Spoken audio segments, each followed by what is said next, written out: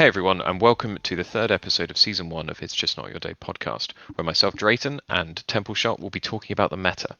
So, Season 15 saw significant changes that introduced units and runes that dominated the meta. Our special guest to give insight on this and other historic changes is Amya. Okay, so I'm Amya. I play since the season 3. I started season 2, but then I took a break and I come back in season 3. Firstly, I joined a little French house that was called Heretics. It was one of the top house at the time. I really got friend with the Lich. It was PGJ. It was one of the best short sword. He was playing its beta, and he really taught me the game like instantly. He when we talked, he instantly say, "Okay, I know you are a good player from what you say. I know you want to learn, so I think I'm one of the best, so I can teach you." And we played a lot. And then from the level 100, I played some Siege, and I got some DM by a French guy. He was saying that he was from the best house, and I was like, "Who is this guy?" And it was Gelo. He was the shoot caller for Were Rabbit. At the time, I didn't know anything, but now I know that it's probably the best house that ever existed on the game. And he recruited me. I go to Were Bunnies because I legit didn't have any unit at the time. It was this time it was still hard to unlock unit. I was like level 100, and he was saying, "Well, you are good, you are French, so basically I want to give advantage to you, but you still don't have units." Like my barrack was legit monastic, Pike militia, and that's it. Like points, like not even upgraded my monastic per level 15. So 10 after that I joined Were Bunnies for 50 level, I think. I just maxed out my monastic, and I joined Were Rabbit, and he instantly put me in the main 15 because he said, "Anyway, you are dual blade. What you do and your meta, your way of playing, you don't need units, so I just put you in the main 15. I don't care." And from there, we started a long relationship. Like I stay in the main of 15 Rabbit forever, basically, until it disbanded. And it disbanded when uh, the lead was a bit toxic, and so then the red one with Toxicity on Gelo, EU1? Never. the lead with me, Gelo, because at the time I was becoming officer, Gelo was officer and leader, and Temple was officer. So we were basically the leader of the red, and the red was not following the lead but was following us. So we decided with the red one to leave and form another house, and for that to complete our number, because the red one was basically 50 people, we took the red one of our best enemies since forever. And so then it was the house that was called Push or Kick. We did one season for it, and then sadly we disbanded because when you took your best enemy with you, it was no way it goes great. The drama It was always going to be a insane. one-season wonder, wasn't it? Because just the amount of toxicity, the amount of players in there that just hate each other, but they just did it just to try and get some good fights. It was awful. The drama inside was awful. It was like everyone ate each other, even the officer. It was like there was arguments amongst the officers all the time because it was like one half wanted to do one thing, one half wanted to do the other, and it was like me and Jello trying to keep the peace, and it was like, please just fight, please just fight the enemies, not us, just fight the enemies. The rules were insane. It was like, since they were enemies, Injustice, and us, we were Rabbit, it was like equal amount of officer. But then one of the Injustice officer got drama, so he get relegated to normal player. But then another one got drama, and it was drama and drama every time, every day, and it was insane. It was a struggle to keep that house together for the whole season. And it took a lot of effort. Was it worth it in the end? Did you win a season? Nah, we lost the season due to a fifth raid that I don't know if you know of, because I think you come more later and you weren't really invested, but it's the fifth raid that I reported, and I made I tagged my house, because I was liege of one of the liege of POC, and I tagged everyone and I said, "These people, the fifth raid, we are gonna legit all report it." And then they got banned for it, and I became the most hated guy ever. Like basically, a whole house got banned because of it for like, what was it, 3 territory? No, it's 1 territory, wasn't it? It was 3 days, including 1 territory war, and it was the DTI got banned and the Heretics got banned. So my former house got banned. But it didn't change the outcome of the season because that was an Orgolia season. They already had the most prestige. It was the war before you could take it. So Yeah. they still had the most prestige. Well, it wasn't prestige; it was influence at the time, wasn't it? But they still had the most to be able to then attack it first, and it's impossible to take Orgolia because that was before they made some Yes. changes to it as well. So even back then, Yeah, so, before they moved supply points and things like that. yeah, Yes. And Wow, anyway, yeah, okay. it was fun. What a great introduction and a nice little story. So Amya, we've got you in today because we'd like to talk about the meta. And for those that don't know Amya is a very well-established figure within the community as a mechanical player as well as a pushing the limits of the game kind of player. Yeah, I would go out on a limb to say he's probably the best dual blade this game has ever seen. I mean, if after 5,000 hours I'm not the best, I don't know. It's like if I mean, spend... I am biased because I have a long history with Amir, like he said, from Were Rabbits and all that, through Park, also being in part of Plebs, where it was a big impact on that. You see him from a lot of the games that we used to have with the Plebs team, how much impact he would have. Although now that Plebs is no longer there, I don't see you having as much impact in these games anymore, Amir. So Yeah, sure, they don't know how to use you as well as I used you.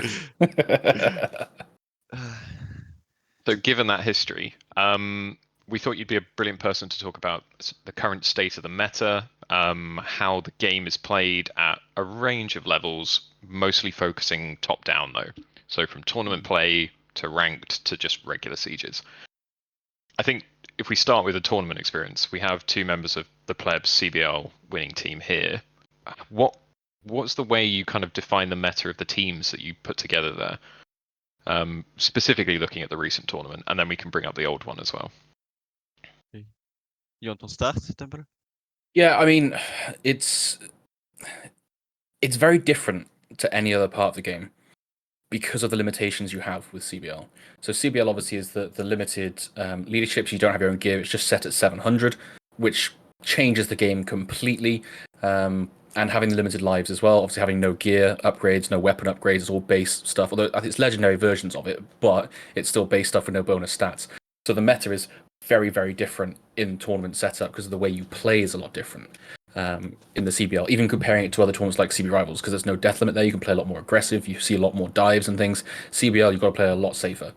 So you do see a very different meta there because a lot of it, from my point of view, comes down to the unit comp. You know, how well can you use that leadership?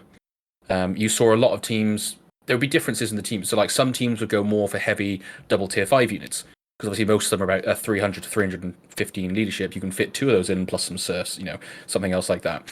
But then other teams, one of the reasons we were quite strong when we first started is because we were one of the sort of first teams that started doing heavy triple tier 4 comps, so that we could have cheaper units, but we could get more pushes then. So instead of having 2 really strong pushes, you'd have 3 slightly weaker pushes, but it's still 3 pushes. A decent strength. So we were one of the first teams that started doing that on the My.Games version, which is why we're so strong at the start. But it means you have to play a lot slower. You can't be as aggressive with those kind of setups. But yeah, it's ever evolving because each season new tier 4s come out. When the camels came out, that changed it massively. We had the axe raiders that were really broken when they came out and were bugged for the CBL when that happened. It's a lot of things that can change the meta for the tournaments. But yeah, it's good fun. I love all the sort of all of the stats, all the strats behind it, like trying to figure out what the best unit setups are, what maps you need, what stuff. Also, unit bans come into it as well, so you can start banning certain things to force certain other comps. Generally, people will ban all the specials, so it's like the Falcos, the Flames, the Shenjis, the Cocos, that kind of thing. Depends how many bans each team have, because at one point you had 1 ban each, then you had 2 bans each, and you have a save unit now as well in the most recent one, where you could save 1 unit before you then banned your last one. There was a lot of things that will change as it goes on. But for me, it's just so exciting because it is the game at its most competitive level. What do you think, Amya? Yeah, I agree with him. For me, if you want me to define the meta, I would say it's a multiple part structure where you need to fill job, and to fill that job, it changes from season to season. I would say there is a job that will never be changed. Obviously, you have the front lane that is basically always a Im Shield, Stalwart. That's the 2 best units that we use from now and from since basically forever. You have the DPS. That is the part that changed the most, I think. Like if you look at the first seasons, we were playing no exotic. We were playing halbards, fortebraccio, pike. You know, your DPS were your pike. And then on the season 7, 5, 4, I don't know where it really come into the meta, but the cocos were started to be played. It was, I think, the first time that we really played an exotic that was the main DPS of a push. You know, like people were starting to take the cocos and were like, yeah, it's doing damage, but I don't know. I feel really awkward. It's a tier 3. I don't really want to take it. And then people realize, okay, legit, all of my damage from my push come from the exotic. So no, this is the meta. I will always take it. And from there, I think we really started the meta where you have the 3 job, frontline, DPS, which is exotic most of the time, and the anti-cav. Because since then, at the same time, people realize that if you take 15 cav and the enemy is not prepared, you will always win whatever how bad your player play. So we really started to be in a meta where the only thing that changed is the special unit around that three jobs. The Im Shield or Stalwart never change. You look at any meta, you will always see a front line. The exotic never change. If all the exotic are banned, it's Albard or Fortebraccio or a range that do the DPS. That will also never change. What I mean by the other thing around that is, for example, Claymore. They don't really feel any job. They don't frontline because after 40 seconds they are useless. They don't DPS because they are not DPS, like they don't do huge amount, but they are a unit that buff the wall push, so that changed the meta the whole way, you know. So this type of unit, they really make something different, and from season to season, it really changed. Like we had the Axe Raider that really changed the meta when they were broken. You go from Im Shield, Pike, Exotic behind. It was really stacked, really blob fight. From 10 Axe Raider that legit go through your wall push, kill all the exotic. So then the fight is legit spreaded around everywhere, every on the map. I remember when it was Axe Raider meta, it was like you take a fight and on your plan it's like 5 people flanking with Axe Raider diving in, like legit killing everything because his unit was not equilibrated at all. What else changed the meta really well after that? When the flames come, obviously it was one of the best exotic that come and people don't play them really well first. I would say it took a Uh, long time for people to get good with them though, because you didn't see them that much in the tournaments really early on. you There still weren't that don't many see people them playing them. really. Yeah, I mean, we were one of the teams that used them very well, but so I would say one of the main strengths of plebs is that we had players that were like top players in the game on certain units. That meant that Yes. we had some of the best Falco players in the game, we had some of the best Shenji players in the game, we had some of the best Flame players in the game, we had some of the best Coco players in the game. So you couldn't ever ban everything against us. So it didn't matter what you left up, we'd have one thing that we could use to carry. I can say it. I can say it now, for example, because I play like, for example, plebs. I live this situation right now. When we are in plebs, like you said, we had the best exotic player, so we could force a ban into us. Right now I'm in novices, so I'm facing Manu, which is the best flame player. Obviously, there is no doubt about it. Every team agree. We basically ban flamed when we face Yebudi because Manu was in the enemy team. Our flames player are very questionable, so we prefer to ban the unit better than coin flipping that Manu will do a great game and legit cool turnaround because when you there is not much flame player because it's really hard. It's like one of the skillest unit in my opinion. And if you look at the player base on the tournament, it's like 2, 3 people that main it and that really play it well and that is a really threat for you. All the other you can ignore because they will always do a mistake, misstep, misposition. You can always punish them. But these people are they play so much the exotic that they are so experienced that you really need to either have a flame player yourself, or to ban their unit. So that is something about the meta that really changed is the ban introduction into the tournaments. Before it was not much ban. In Ari tournament, for example, it was no ban. In the Korto tournaments, it was no ban, if I don't mistake. And then Yeah, I don't think there was in the first one. In the second one, in the most recent one, maybe there No. was, but I don't think there was yes, in the original ones. yeah, the first one it was not. Season 5, by the way, was when the flames and the coconuts came in. Or the Zycalian militia, we should call them, really. Legacy of Yes, Fire. Mm. That was a really good insight into kind of like the units and the roles that units play. But there's heroes as well, right? yes, What, the hero's job is also something that will never change. I like to sort the tournament meta like the unit one. there is a hero job that have a role to fill up. The role of the hero, I would say, is you have the people to open formation, always, will never change. You have the diving, that change a lot. The diving hero, from season to season, it changed. When the Pollax meta was here for the CC immune, it was Pollax. Now it's Maul because you have CC immune. Basically, any class that have a CC immune will be the diver. You have the hero killer, obviously.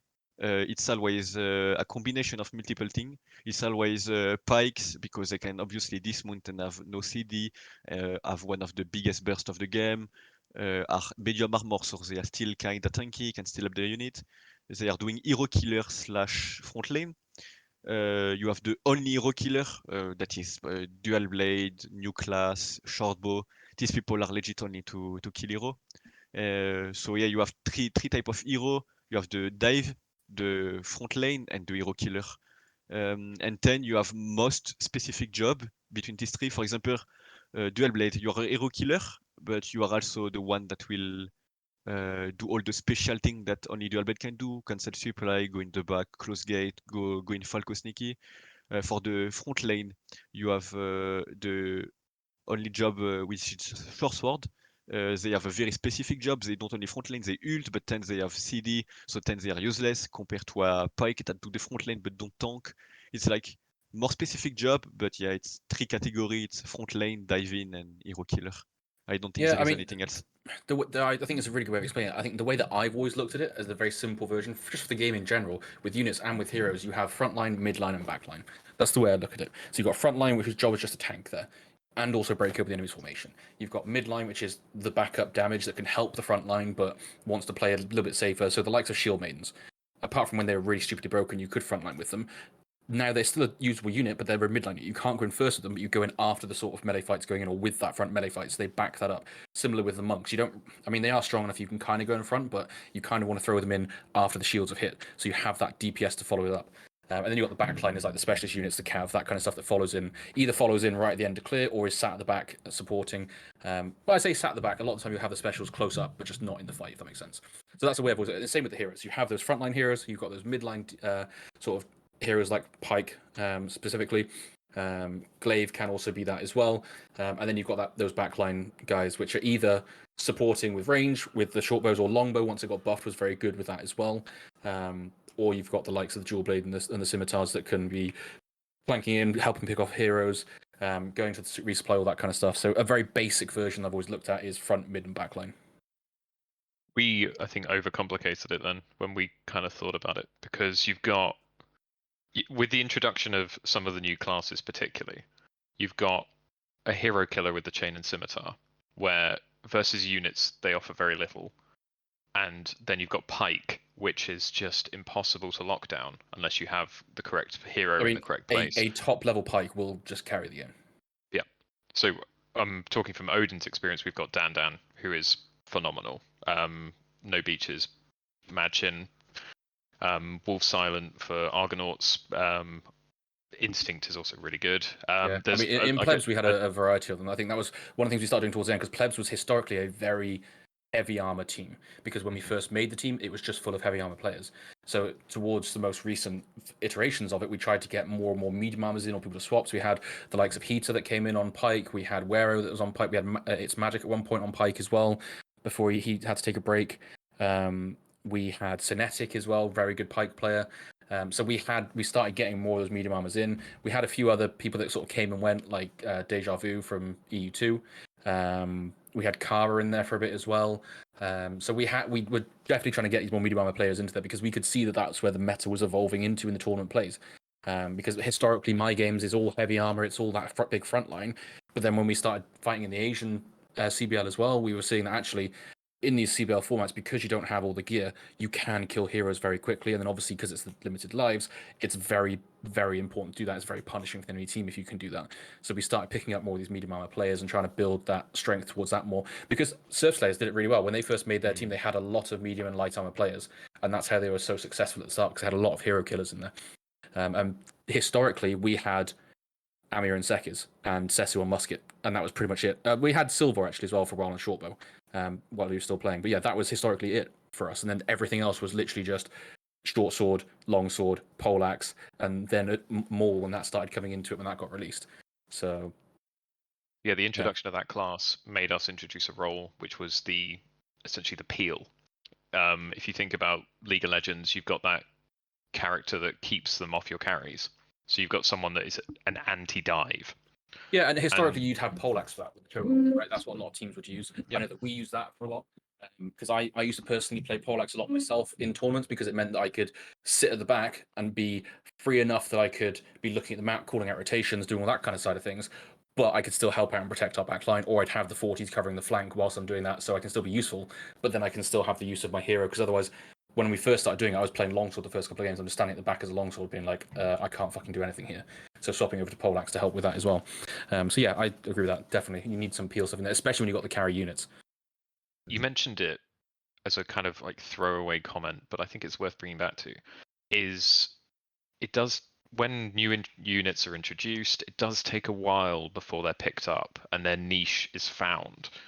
I remember when I first started watching the competitive stuff, it was either one of the first CBLs and I didn't know who anyone was apart from Engegner because I came from EU2. And I remember watching their games and seeing them use the Cocos and just going, why is this trash unit being used?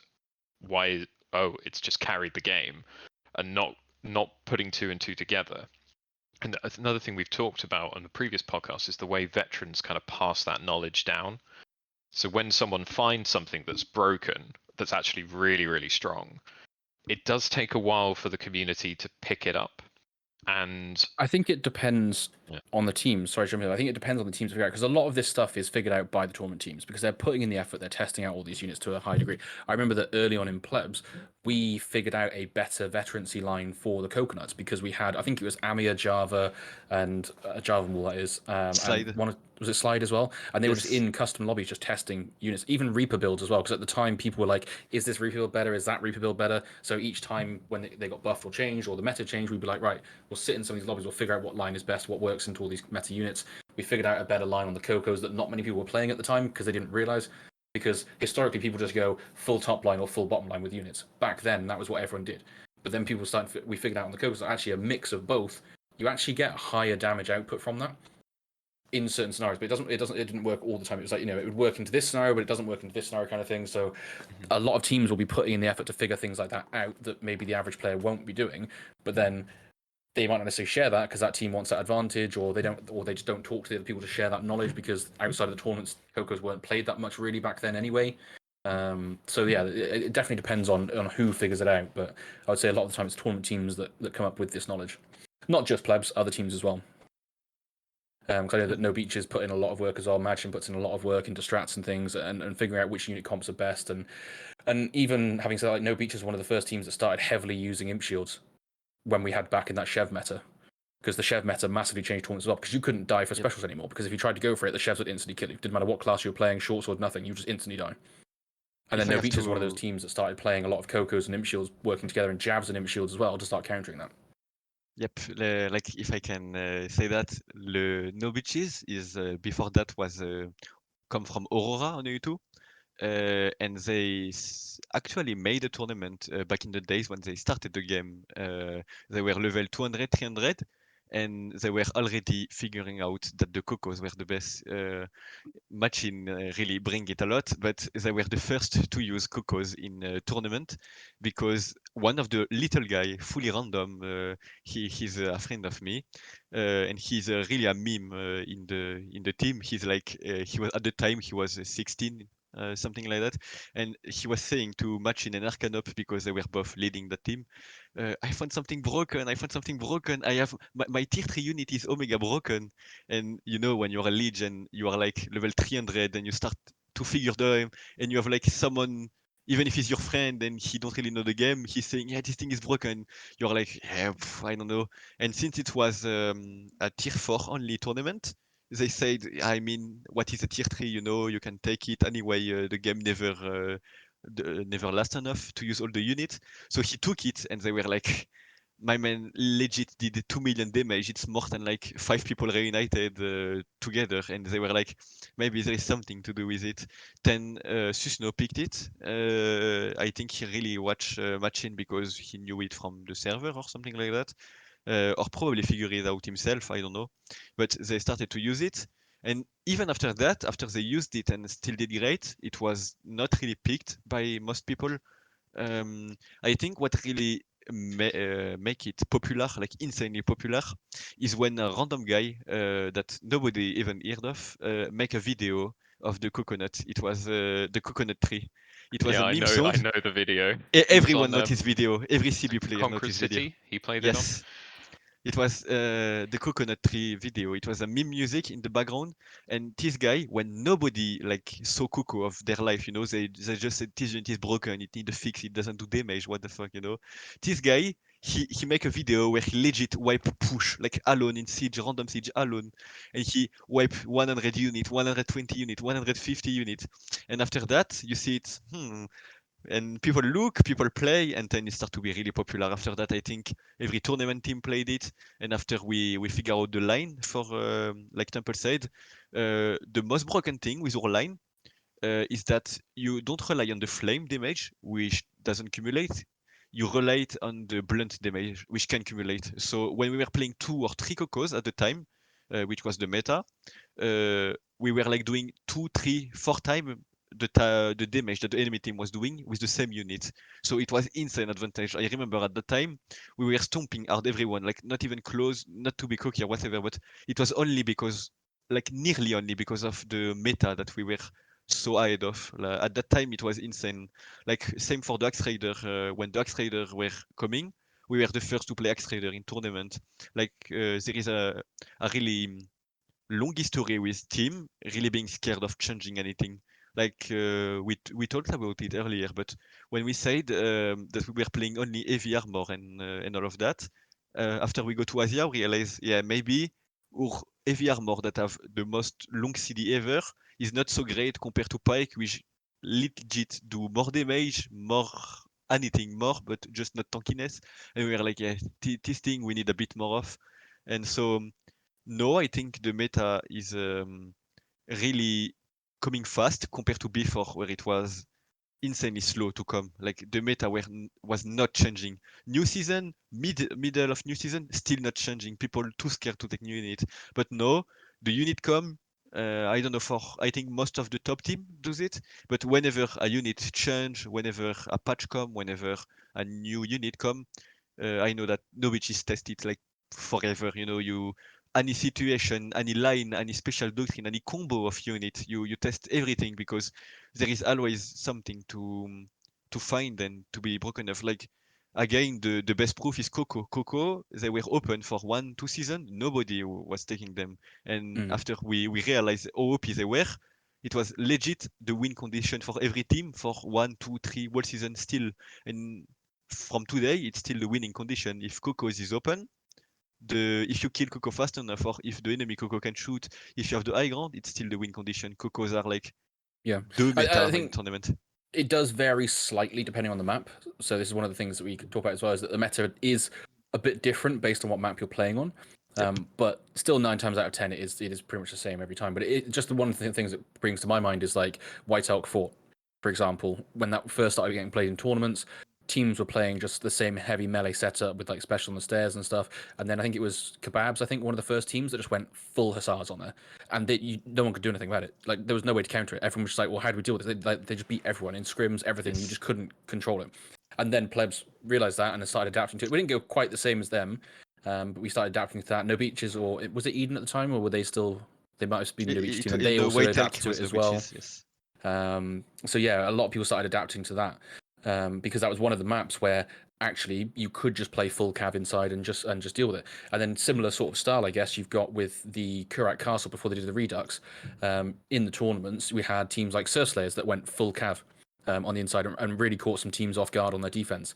It's just unplayable. Yeah, and then obviously when we had the really broken Liaos not too long ago, everybody was just playing those in tournaments because, and again, because if a unit gets overtuned, people are going to play it.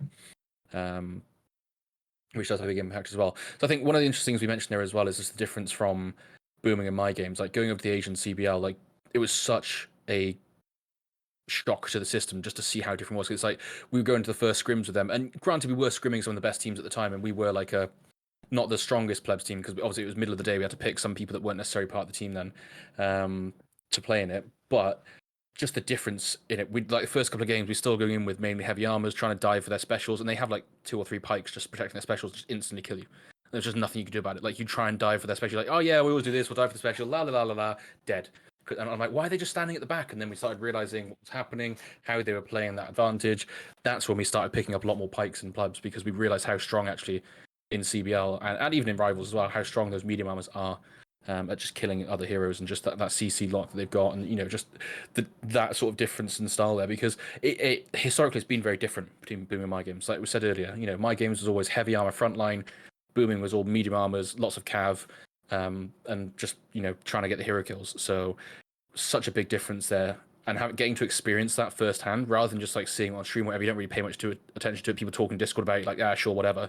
But actually playing it and experiencing that and realizing actually we need to start adapting to this because this is so strong. You say the map meta change, but I don't think you can qualify it of the meta changing. I think it's like more of a cheese thing because, for example, the full cav on the White Elk, it was a way of playing because you had a problem. Your problem was that if you took infantry, you basically are you take way more time to come. So your spawn is way far away compared to the it was abusing attacker. supply advantage as well for the defenders, Yes. right? Because it was the same So, on yes. Harbour City. A lot of teams did that where they had cav inside, so you'd take that first trade, instantly grab cav, come back. Because I think we touched on it in one of the previous episodes, but it's like when you have a supply advantage of defenders, when you have a close supply, you may lose the initial fight, but as long as you have that supply advantage, you can come back with another set of fresh units. Technically, you're throwing more units in, but because of that, you can kill more of the enemy units in total, so you end up winning that trade overall.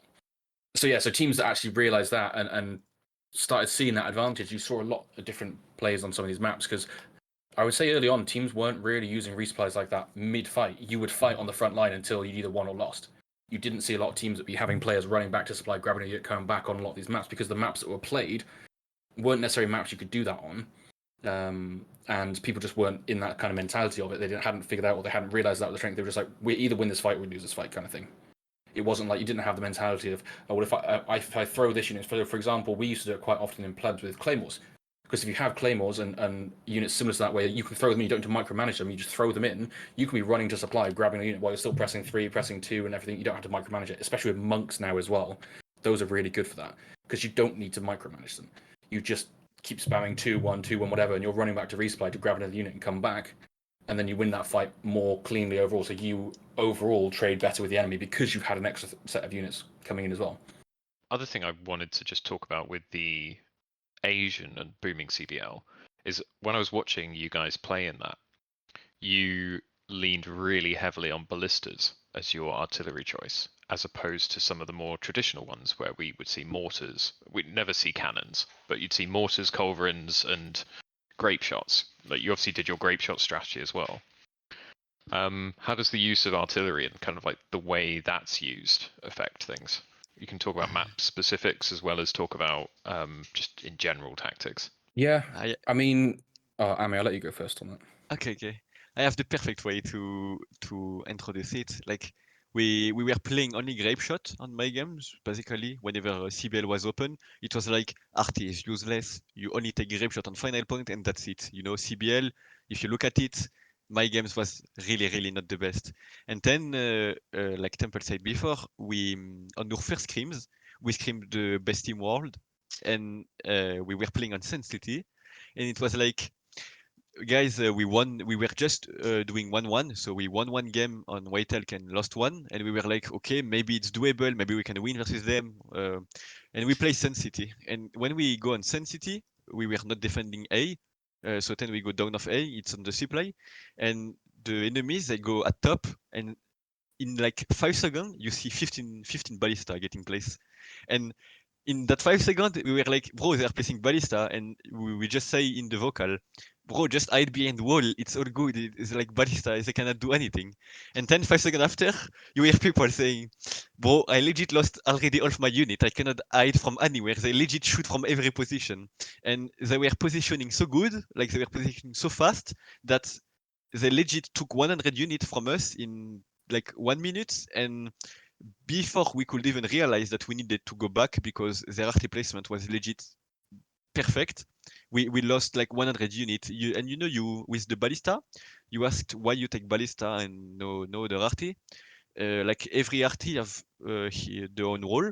You take Culverin to its tower because it's the heaviest damage to building, and it's the fastest shoot. There is something that people don't know a lot, is that Awacha, for example, the blue one, they do more damage than a Culverin, but they are way slower and you can destroy them easier.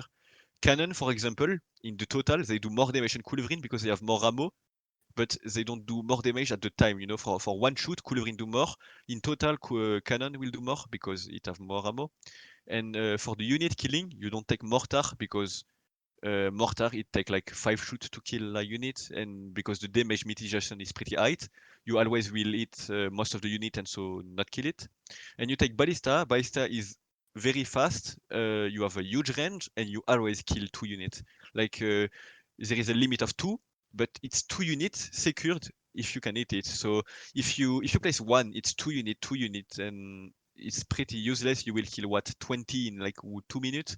But if you place 15 ballista and you hit every time two unit with that 15 ballista, and you can shoot 15 shoot every 6 seconds, it's insane. Like you can legit ruin the enemy. Like whenever we realized that, we saw that the map were legit position position fight more than unit fight. Like sometimes you could win game by a position. For example, Arbor City, I think is my best example. Arbor City, the map rely on after A, obviously, because if you hold the tower, it's basically a tower wall defense. You don't care. But after A, it's basically a mind game, and you can flip whenever the enemy is gonna go. If the enemy defense supply, you can bait to go to spawn, but then you show weakness for the cave. Then you can come back also. Then you can go final. Then you can do whatever. When they are on final, you can rush to the front. After that, it's a unit fight. But then you can bait on their way of spawn, and then they are exposed to treb. So it's really a position fight, and we really learned that for the CBL, I think. And Yeah, after and that, even Rivals as well with Harbour City. Just jumping on that, so yes, Harbour City was always one of those maps. It was like, well, if you lose A, you've lost the game because no one can defend base point on there. It's so easy to get rotated. And then you had teams like, was it Llamaland that did the whole like stair defense on A that worked really well, where they held the enemy team there. Then we had I think we were the first team that did it, where we did like the aggressive defense on base points. We defended like the line in front of base point. yes, And then because we'd scrimmed other teams doing that, then every other team started picking it up as well. Teams like Blame Elias started picking up things like that. And then for the attack, we started doing it where, in Rivals at least, where you don't have the limited lives, we would suicide down the stairs towards the resupply on A, and then we'd all be sat in the core going hold, and everyone respawns on the left side on the small gate and rushes through that base resupply. And a lot of teams started going, oh, well, other teams had done suicide push before, but they didn't seem to understand that the whole point of it was we would draw as many people across that one side as possible, so then we'd all respawn outside the map, so we were getting that positional advantage. Which then a lot of teams started realizing, actually, yeah, getting positional advantage on a lot of these maps is a lot of time better than trying to get a good fight, because if you get that positional advantage, you basically won anyway, because you've just got that much better setup. And a lot more teams started adapting to that as well. And going back to the siege usage as well, so I think it also comes down to the setups as well. So obviously, traditionally, my games, heavy armor, grape shot's better at killing those. So that's why grape shots were used a lot more to kill those heroes, because you would struggle to kill the heroes because you're heavy armor as well. Whereas on booming, you've got the ballistas that, firstly, they're all mediums and lights anyway, so you can even one-shot people with those ballistas if you get a headshot, or you can just do a lot more damage overall. But also, then it can kill more units. Whereas we never had issues with killing units because we took the triple tier 4 setup most of the time. You would just out-trade them and just slowly win from that. But killing heroes was a bit of a problem. So it was a very difference in sort of the metas there as well, decided on what siege you would use. But then that did obviously influence us. Then we started playing more ballistas because you can snipe a lot more units. Because especially in most of these tournaments, attackers have more siege than defenders. So you want to use that advantage as much as possible. I mean, I was talking about it on the stream of the server tournament we had last week. And a lot of the attacking teams just weren't using their siege. And it's like, as an attacker, you want to use every advantage that you have to try and beat the enemy. So you've got 2 siege, you've got the trebs. You decide where the fights happen because you decide where you push. So it's trying to use those advantages as best as you can, which then does change the meta a bit as well, because how you push, where you push, you might take different units to what any other team would take, or where you're defending, you might take a different setup because no other team does that, and then that catches the enemy team off guard as well. So there's a lot of meta-defining things in tournaments and things with that as well. So I don't know if it was a subconscious thing, but both of you really focused on attack regarding that, particularly strategies on maps. What's the difference for a defender? It's because I would say when you're on defense, you obviously react to what your enemy does. So that's why we were talking mostly about the attack. On the attack, you choose your arty, you choose where you push. What the enemy can do is not take that push. That's the only thing they can do. Yeah, but I would say that's attack. One thing that plebs were good at, though, is we would always on defense try and force fights where we knew we had the advantage. So we were always trying to take the fight to the enemy. So we wouldn't let them just set up where they wanted to, or if we try not to, we try and always push to force them to take a fight where it's less advantageous for them. Because obviously, the way how I always used to do it as a strategist was I would always plan the attack first. I'd be like, right, how do we want to attack this? What do we think is the best way of attacking this map? Okay, we want to go this way, we want to take these units, we want to attack at a certain point. Okay, once we've decided what our strongest attack is going to be, because we also base it on our team as well, right? We know our team had certain strengths in certain areas, which other teams may have strengths in other areas. But we would be like, right, so this is what's going to work perfect for us. Okay, so how would we defend against this push that we're doing now? And then we do our defense strat afterwards. That's how I'd always do it. Because your attack is more likely to win than your defense on most maps. Or that's not what you mean to say. Your attack is harder to win, but you have more control over it.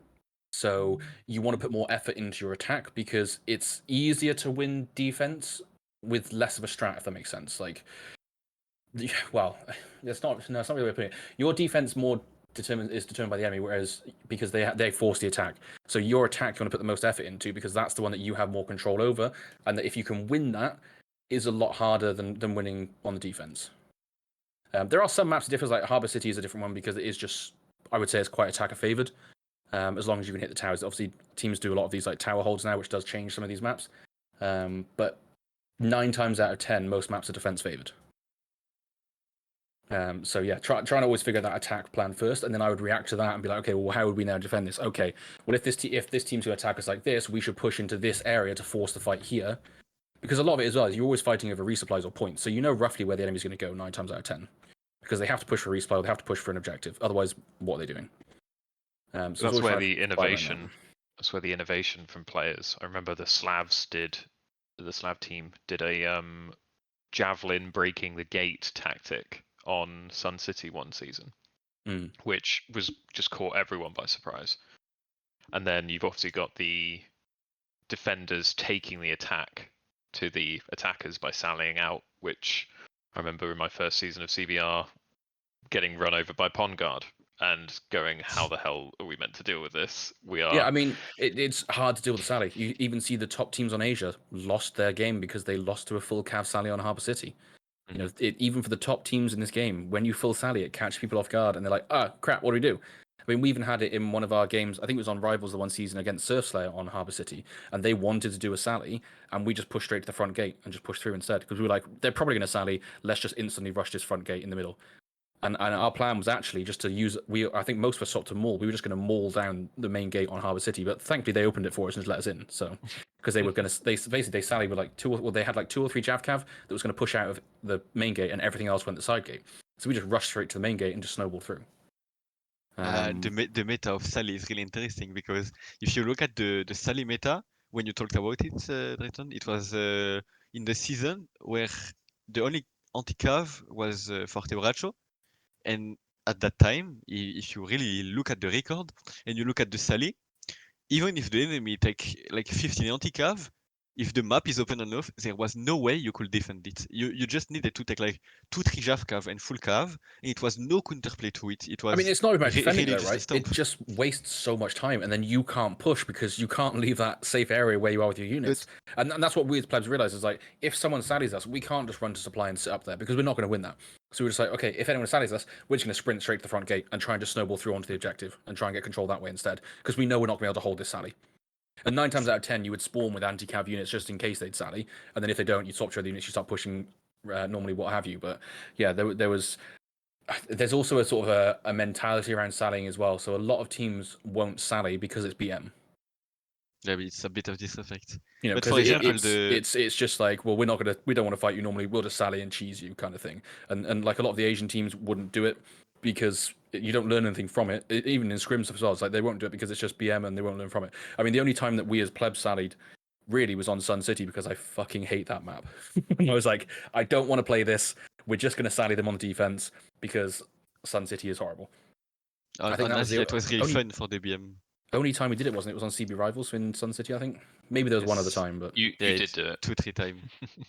two, 3 times we did it. But about the BM, you know, on the Asia, the last CBL, it was really fun because there was a meta where they realized that if you sally with like 8 or 9 Chev and 5 or 6 Zerk, it was absolutely no way the enemy could do anything. Like it was the Zerk time was a bit OP and the Chev were nerfed but still really good with the blue crossbow in CBL.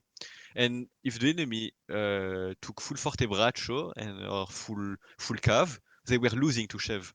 If the enemy was taking a bit of shield, the Zerk would melt them and then the Chev will go.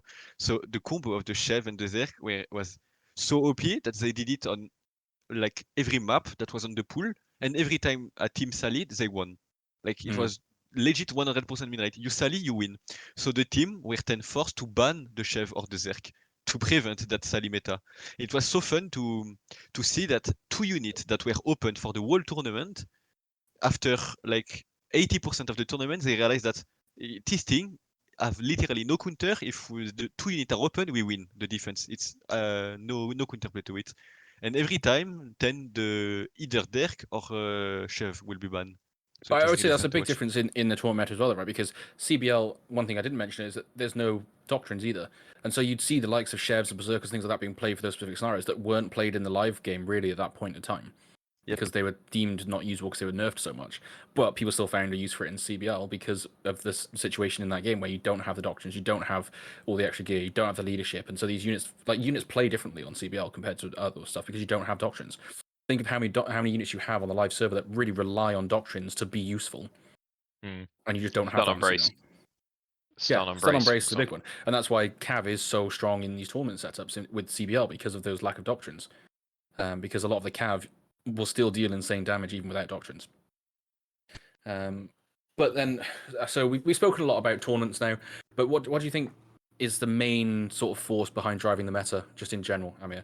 Because for me personally, it's just buffs and nerfs the game brings out. There's not really.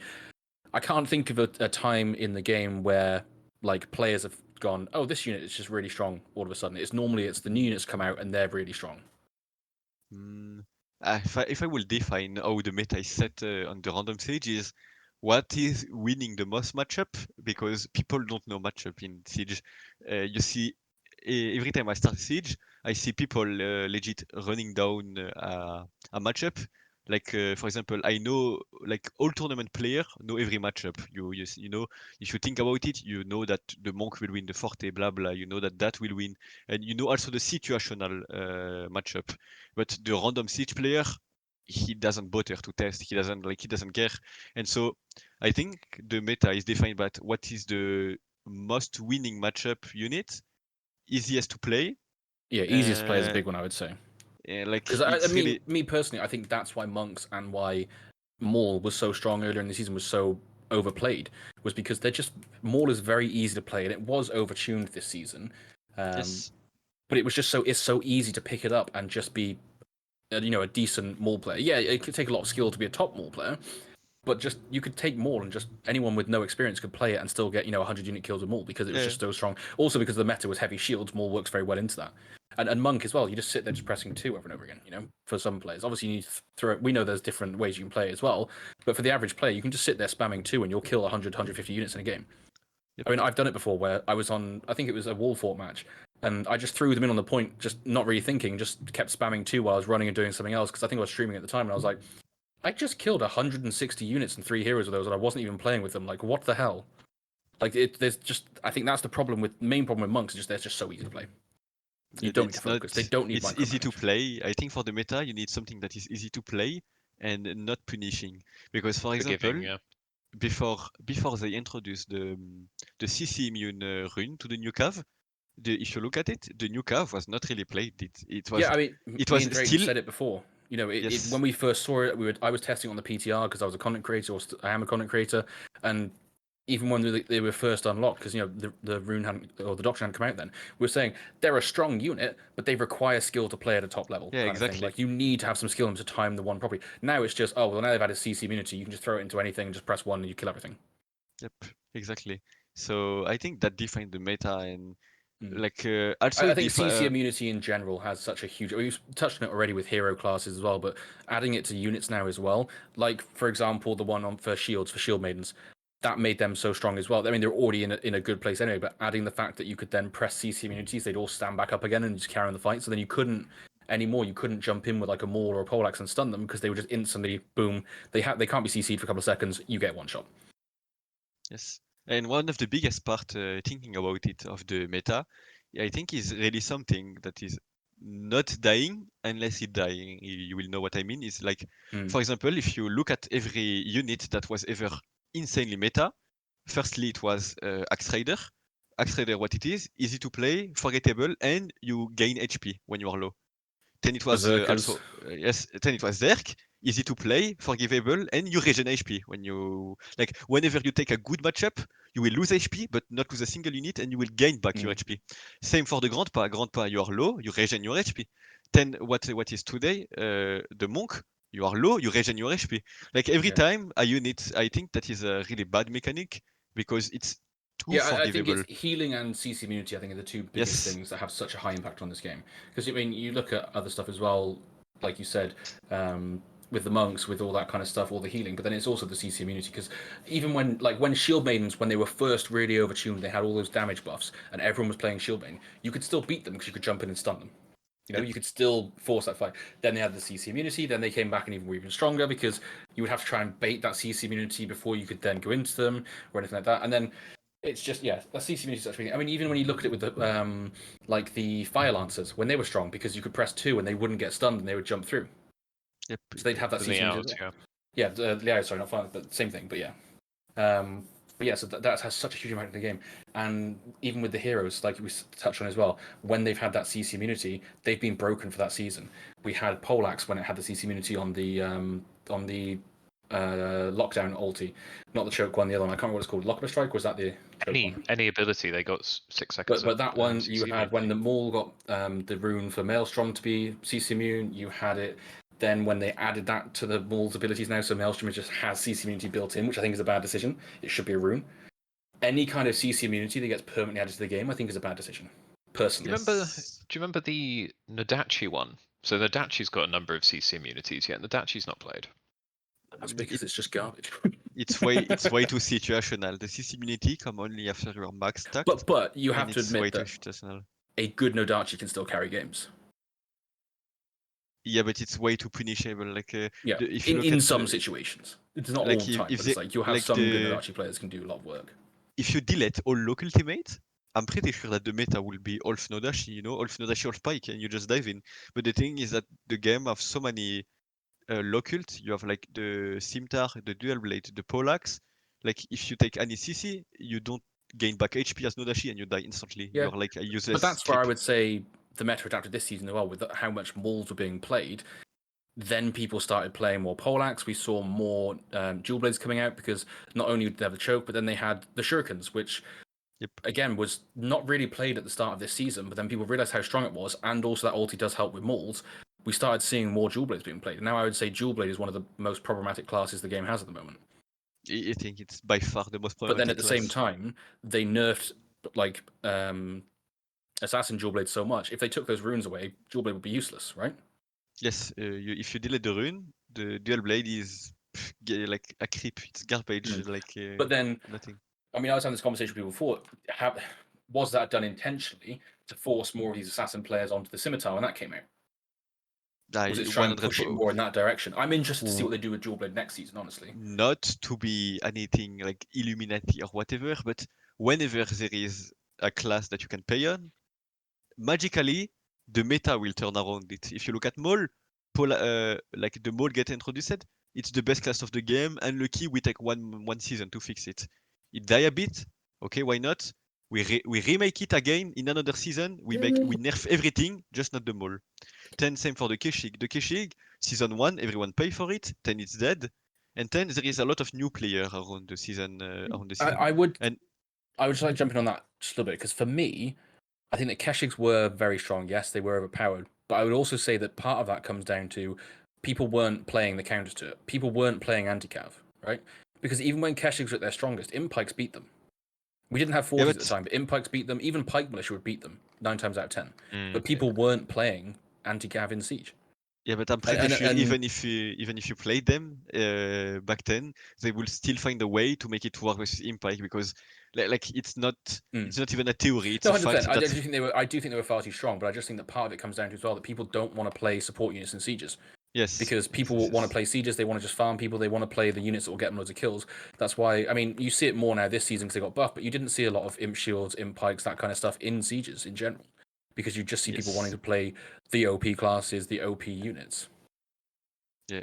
So after the Keshig, what it was, the Scimitar come magically. The dual blade is complete dead. Like, and I'm pretty sure it's not even because it's my class. Like I'm looking at the stat. If you look at, I look at every Discord. I look at the My.Games Discord, the Booming Discord, and whoever was main dual blade, you drop your average kill by half and point. Like that's it. Like they legit killed the class so much that you do only half the kill that you were doing before, and after that, magically there is a new class that is basically a dual blade white with invis, and you need to pay for it. So every time it's basically the same. But the only thing that I hope is that next season they delete the Shuriken rune and they make my class somehow good Whitewood being the Shuriken one, because I really think they want to make the assassin class dead because it was not played. It was like really mechanical class, if I can say, and you could punish it easily, like any Locult or whatever. But no 10, the Shuriken is so easy to play. It's not even like anyone that you only need the Shuriken. You can play, I'm pretty sure you can play only Shuriken, no other spell, and still do 100 unit kill with hero only, because you can just stand in the middle of your push and just leash off your push. Because you do so much damage. Especially in our meta at the moment. You know, because like we said, My.Games meta is so heavily shield and all that kind of setup. The Shurikens work so well into it. But just going on the dual blade that you said there, though, so it's like you look at historically with the dual blade. I mean, the amount of people that cried when they took the choke off the where you could cancel the ulti, you know, and how that changed, and then they tweaked a few of the spells, but it was still really strong. But you had to be more skillful to play it, which I like those changes because it means you have to actually have skill to play something well. And there were so many people crying about it, but then you were one of the people that was actually it's stronger now. You deal more damage now. Yeah, because you just have to play better. They nerfed the Locult, so all the people that were enjoying the ult cancel and then you can hit someone that is basically AFK for 6 seconds, they were, oh no, I cannot do that anymore. And after that, you read the patch note and you see plus 20% on your butterfly, you see a slow on your butterfly, and then you see runes that legit will make you godlike, like you will take, at the time, it was 18% damage. It's like insane. You already one shot someone. Imagine if you give him 20% more damage. It's so insane. And then people were like, "But I cannot one shot someone that is AFK." And I was like, "Bro, you will legit need to hit one spell and you will one shot him. Why are you crying? It's like not." Yeah, I mean, I know players that stopped playing the game that were dual blade mains that stopped playing because that got changed, and it was like, if you just give it a chance, you'll find this better. And I've had similar arguments this season. People going, "Oh, dual blade's useless now." I'm like, have you actually tried the Shuriken build? Have you played that? Because yes, it's different, but you can still kill heroes not quite as quickly, but still pretty quickly with it. If you combo in the bomb, then Shurikens, ulti, Shurikens again. There's a lot of combos you can do there. I'm not a dual blade main, but I played around with it. It was fun. I was still getting like 150, 200 unit kills a game, and still getting like 5 to 10 hero kills a game. Like it's just more skilled. It's like it requires brain. And people before they were taking the habit of playing. I think they really made the game like, I will say the word. It's like they really made the game for bots. Like if you look at season 1, 2, 3, all the OP thing where something that you could not miss, like the old longsword ult, the old shortsword, the old poleaxe meta, the old dual blade, where you were legit invincible for 5 seconds every time you go invis, which was something I cannot even think of. And then the old low cult, you could cancel them and hit someone that was AFK.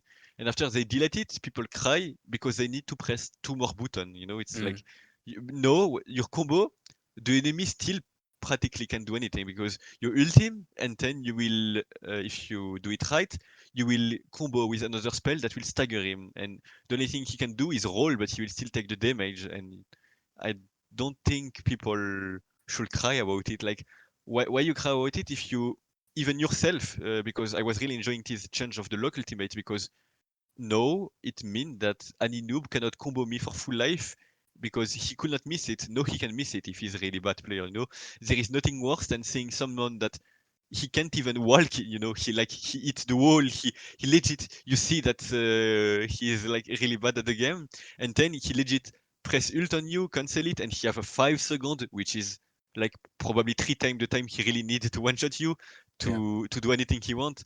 That change was probably one of the best changes they ever did for the game, to be honest. Yeah, I think just But going back on what you no, said with longsword ult as well. So for me, I've been a longsword main for a very long time in this game. It's probably Maul's probably my most played class now just because of farming sieges, but longsword is my favorite. But it's like they changed that ulti a very long time ago. So it used to be that it would deal the same amount of damage to every unit you hit. They took that out because it was so strong. Because at the time you could jump into any range unit and just ulti, and it did so much damage you just wiped the whole unit. You know, there was a lot of players with longsword that would just be getting top of the board all the time because back then you could just kill everything. But I think part of that was because people were still playing blue units a lot because that was what no one had the higher units unlocked. We're talking back in like the early seasons when they first changed it. But this season they brought it back, which is one thing I'm actually quite happy with is that they're not afraid to go back on some of their decisions with the developers. That it's not just like, oh, we've taken that away, we're never going to go back to that again. And I think that's something that's been really helpful because Longsword was in a state where it wasn't really playable at a good level. Like you could just be a support bot basically. But now you can, with the changes to like the abilities they brought in, where you have both heal and Movespeed on the same ability, and the fact that now the ult damage doesn't diminish, you can get a lot more damage with that now, and get a lot more sort of help in the team as well because you don't just hit one thing and just then you deal no damage afterwards. But I think just using that to move forwards is that's one thing I do like about the rune system is that they do sometimes bring back the same runes because they worked. You know, sometimes it is broken, but like for this season, for example, the Shuriken ones, we've had these Shuriken runes before. They just weren't used then because the assassin build was just better. yeah, the assassin build was better and the meta was really different. Right now there is so much thing that you can farm with the blade, it's pretty insane. Like there is Shield Maiden, and the Shield Maiden is basically 32 tier 5 kill for free in like 5 shuriken. There is Imp Shield.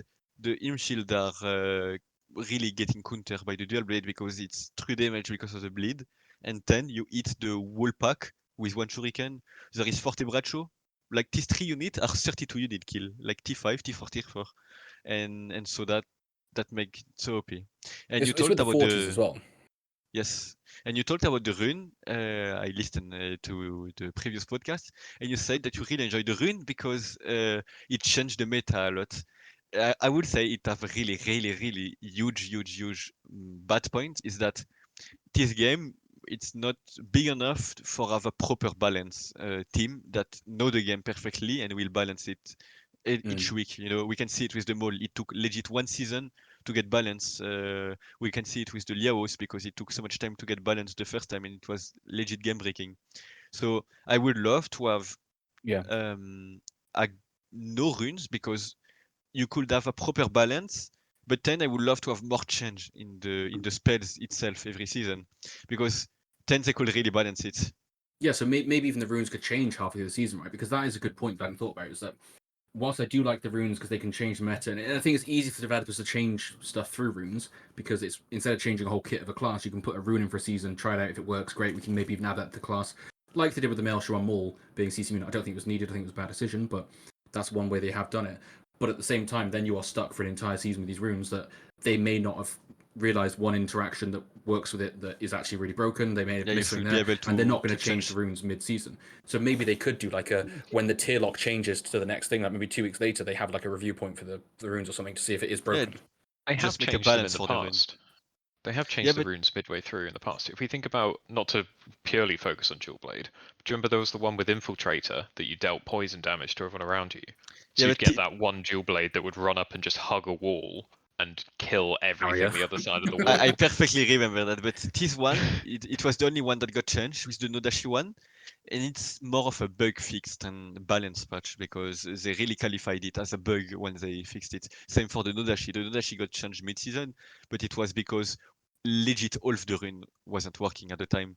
So like Temple said, either you delete rune and you make a proper balance, it is what I said, or either you make like Temple said and you balance the runes itself in the mid-season, because it's the same for the Pollax CC immune. It was something so OP that legit all the game was running around it. People were taking 9 Pollax per game, like even more sometimes, and the CC immune was just so OP that sometimes I remember as it was a funny, really funny thing. I filled a scrim for Eden, I think, back in the day, and they were playing like 10 Pollax, and they were doing a suicide push. For people that don't know, it's when on tournament game you retreat all your units into a really safe point, basically the spawn where it's invincible, Normally and you control quick suicide. supply and spawn, isn't it?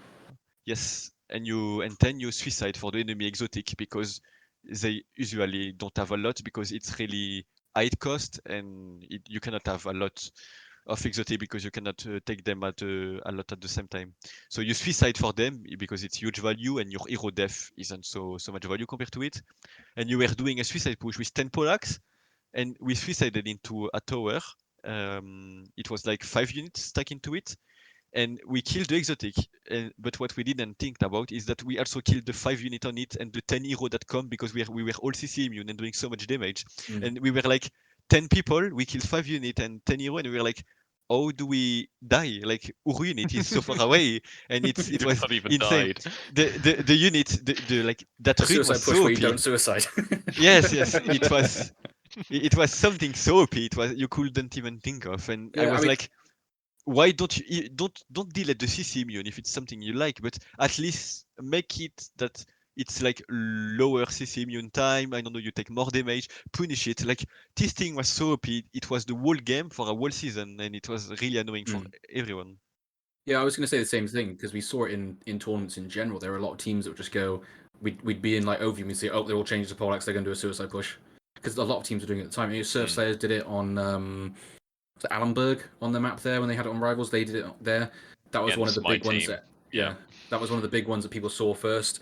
But there were a lot of teams that were doing it because it was just so strong. There wasn't really any counterplay to it. And I do think what looking at this with them, because I think they've done basically a CC immunity on a hero class every season now for the past few seasons. What do you think they're going to do for the next season with CC immunity? What class do you think they're going to give it to? Oh, let's talk about future plans. I just wanted to bring up how that rune also bled into TW as well. When I was in Eden, I remember Hydra. He coined it kind of the drop pod squad, where they literally would just yeet themselves off the top of a wall, CC immunity rune, and kill as much artillery as they possibly could.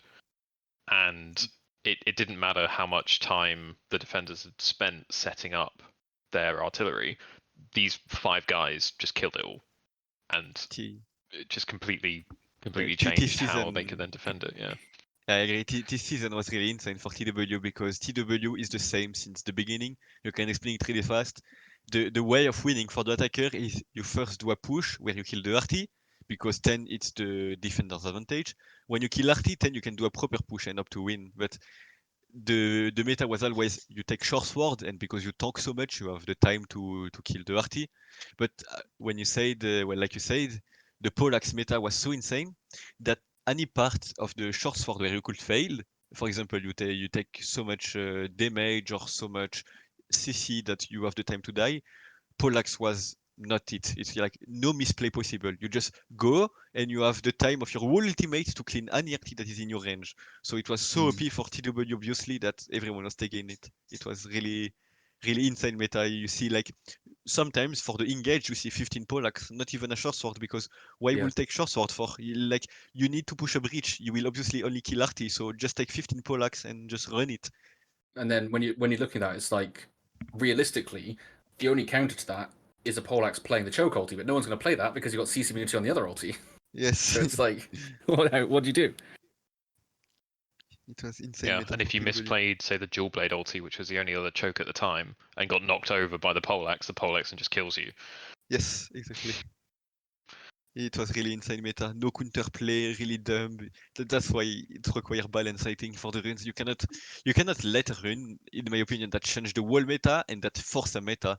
It was not even a question around it. For example, in every season, you can play a different way in most season, not all season, but like you can play a different way. For example, even in Sea Rivals Rhino, if you look at it, Yabadi they play two Simtar and they play basically no dual blade and they play really heavy armor compared to no bitches, for example, that play lot of pike, two or three muskets sometimes. That is the only team to do that, and one dual blade, and so it's like a specific way of playing, and it's not changing fully the game, but at least it have a bit of diversity. When Pollax was here, it was forcing a meta so much that you couldn't play anything else. Like you play meta, you play Pollax, or not anything else, or you lose. That's it. It was really annoying, I think. One of the comments we made in the previous episodes was that we do think the game is relatively balanced at the moment. You can pretty much play anything and do okay. Like you're not going to completely stand out like a sore thumb. Apart from the Nodachi. And I think that, yeah, other than maybe Nodachi, though there were some Nodachis in the capital fight. The example you gave there, Amy, of like different teams do it different ways. Like every team does it differently. If you, I think, Why So Serious have a lot of dual blades, or have more dual blades than other teams compared to Yes, two or three other dual ones, blade. which is interesting to see. It's like it's definitely doable. I think it'd be nice to have a little discussion about runes now. So we talked about some of the ones that are broken.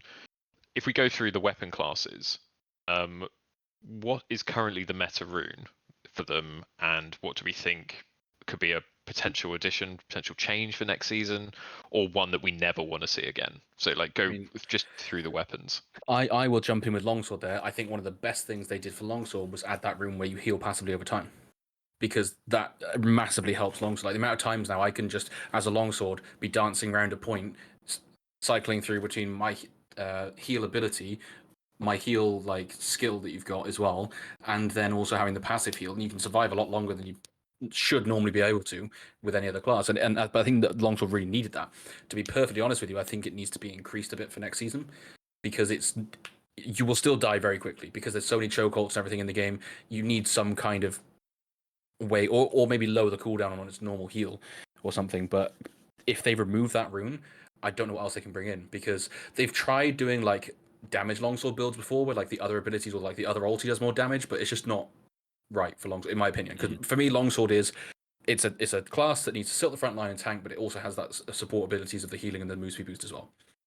And at the moment, I feel like, especially now that people's sort of weapons and things are getting better in the Reforged system, that longsword feels a bit weak. So maybe the rune could give it increased defenses or something on some of its builds, something like that. But I'm concerned they might get rid of that rune because it's been there for like 2 or 3 seasons now. And if they remove it, what else are they going to put on there? Like you said, I don't think they will. I think I talked with a bit with the dev, and they say this also on the website, if I'm right. They really, and that is the problem. I think I was talking about of making rune every season, is that they balance the game around runes sometimes. Like for example, you said the passive gain of HP for longsword. They always bring it back because they say in one of the patch notes that whenever they find something really equilibrated, really needed, they will make that rune come back. Like they don't want to change. Like for the first season of rune, I don't know if you remember, it was first season of rune, and then the second season, the whole rune changed for everything. Like Yeah, it was no every similar single rune rune. changed, didn't it? Yeah. Every single rune changed. But then they bring back the same rune every season, and the thing that they do is that they balance class around the runes, and I think it's really not healthy because whenever you will change anytime the rune, then the class will be equilibrated for that rune, and if it's not that rune, then the class will be so weak at a point where it will be not playable. Yeah, but Exactly maybe we like you see them said. starting to add these runes actually built into the class. So imagine next season they change Longsword, so Longsword just has a passive heal, and then Yes, they can do a that's what they different should rune do. instead. That's what they should do. But for example, the dual blade, another problem of the rune is that for now they make 3 runes per weapon that are defining the playstyle. But the thing is that my runes is only shuriken. What I do if I want to play assassination dual blade? and that is the thing for other classes. Other classes normally they have two different types of runes, right? They have one that can Yes. buff like the damage, for example, one that buffs their survivability, also it buffs just a different area of it. So like Musket, for example, it normally has like one that does bomb build, one that does like damage on the shotgun or something like that. Or Yes, like yes. they tried to do both areas. I don't think they ever did it perfectly because it wasn't really everyone just did bomb build. They didn't do the other one, but they've tried to at least do two different sides of it, so you have a bit of variation. Yeah, That on is the a subject problem, of I think. Musket. Yes. Sorry, yeah, Amya, go. Yeah, I was saying that. Yeah, it's a problem. I think they really should focus on making two playstyle per weapon. You should really have the choice. You should not be forced to play something that is not your choice. Like, I really don't want to play Shuriken Dual Blade, but what can I do? If I play Assassination Dual Blade, I do less damage than a Musket that is shooting from 20 meters. So, Yeah, yeah, and it's that's the not one really thing right. you have to say about Musket though is that whilst one has always been stronger than the other, it's always had that split playstyle of either hero killer or bomb musket. Like Yeah, I think it's there the have more been times balanced where class. some Yeah, have been a lot stronger, but it's the one class that has always had two different playstyles that have been yes. playable. And they were always balanced. Like you could legit always play both. You could always Mm. play either hero killer or either the support one. Yeah, And whereas even other though right classes now haven't had that. it's a new meta, even though right now most of the musket they play shotgun and a passive spell, either liquid fire for the coco to make them explode, either caltrop. And the musket I think is the most balanced class, but I will talk again, but if you compare it to Dual Blade, it's one playstyle since 3 seasons, and they killed the other playstyle. Legit, you cannot play it. It's unplayable. Mm. So I think they really should make a balance for the new season, where they make, if they don't want to make every rune like the season 2, just make only weapon, it's fine, but then offer the people playstyle. Either attack, either defense, either a bit of both, but don't force either defense, don't force either attack. You should really not do that, I think. I mean, you Right, think about how so they do it for units. You've got two lines of veterancy on most things. You either go top line or you go bottom line. It's kind of how it's Yes. encouraged. The ability to yeah, play things in different ways should, well, I feel is encouraged. And there's so many units now. There's so many ways of playing it that although you you have to you agree should most have the units, ability to. yeah, you have to agree that most units do have a better line. They do, yeah. But that has been discovered by the players. Mm. Yeah, Yes. It probably wasn't intentional when they were designed. Like you look at the ones, let's take the Hussar or Monastics for example. The Monastics top line is just more damage, but the bottom line is a lot more tankiness. Players went, these are just tanks that run around. Let's make them even tankier. They don't need any more charge damage. Yeah, it could be good, but what survives a monastic or two or three monastics actually hitting them in the head? Not much. well, So you don't historically need the extra damage. that was actually a good one historically because back in season 4, I want to say, when they merged the Russian server in, when DGI first came over, they changed the territorial meta because they came over and historically people were just playing hussars, pikes, because there wasn't a lot of specialists at that point. It was just there wasn't any like seasonal units really. It was just the Nam country, I think, at that point. So everyone was just playing imp pikes, playing imp shields, playing a lot of slow stuff like that, and playing hussars. They came over and were playing monastics because they'd And figured out 15 short that sword also. monastics charging in and short swords, the monastics wouldn't die to an imp pike advance. So the imp pikes would advance through, and then the monastics would keep on going after them, would keep fighting, would clear the point. And then their short sword heroes, at the meantime, were diving in the backline, killing all the siege. So they were really strong in the meta when they first came over because they'd figured out that actually this beats the current meta. Yeah, it was So really yeah, insane when they come.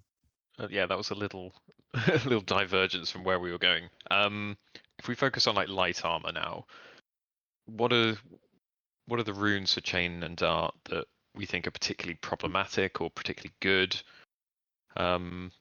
I personally really like the ones that reduce cooldowns on them. I think the class is really fluid when its cooldowns are reduced, and whenever it's got to stand still for any period of time, it struggles and it's not as fun to play.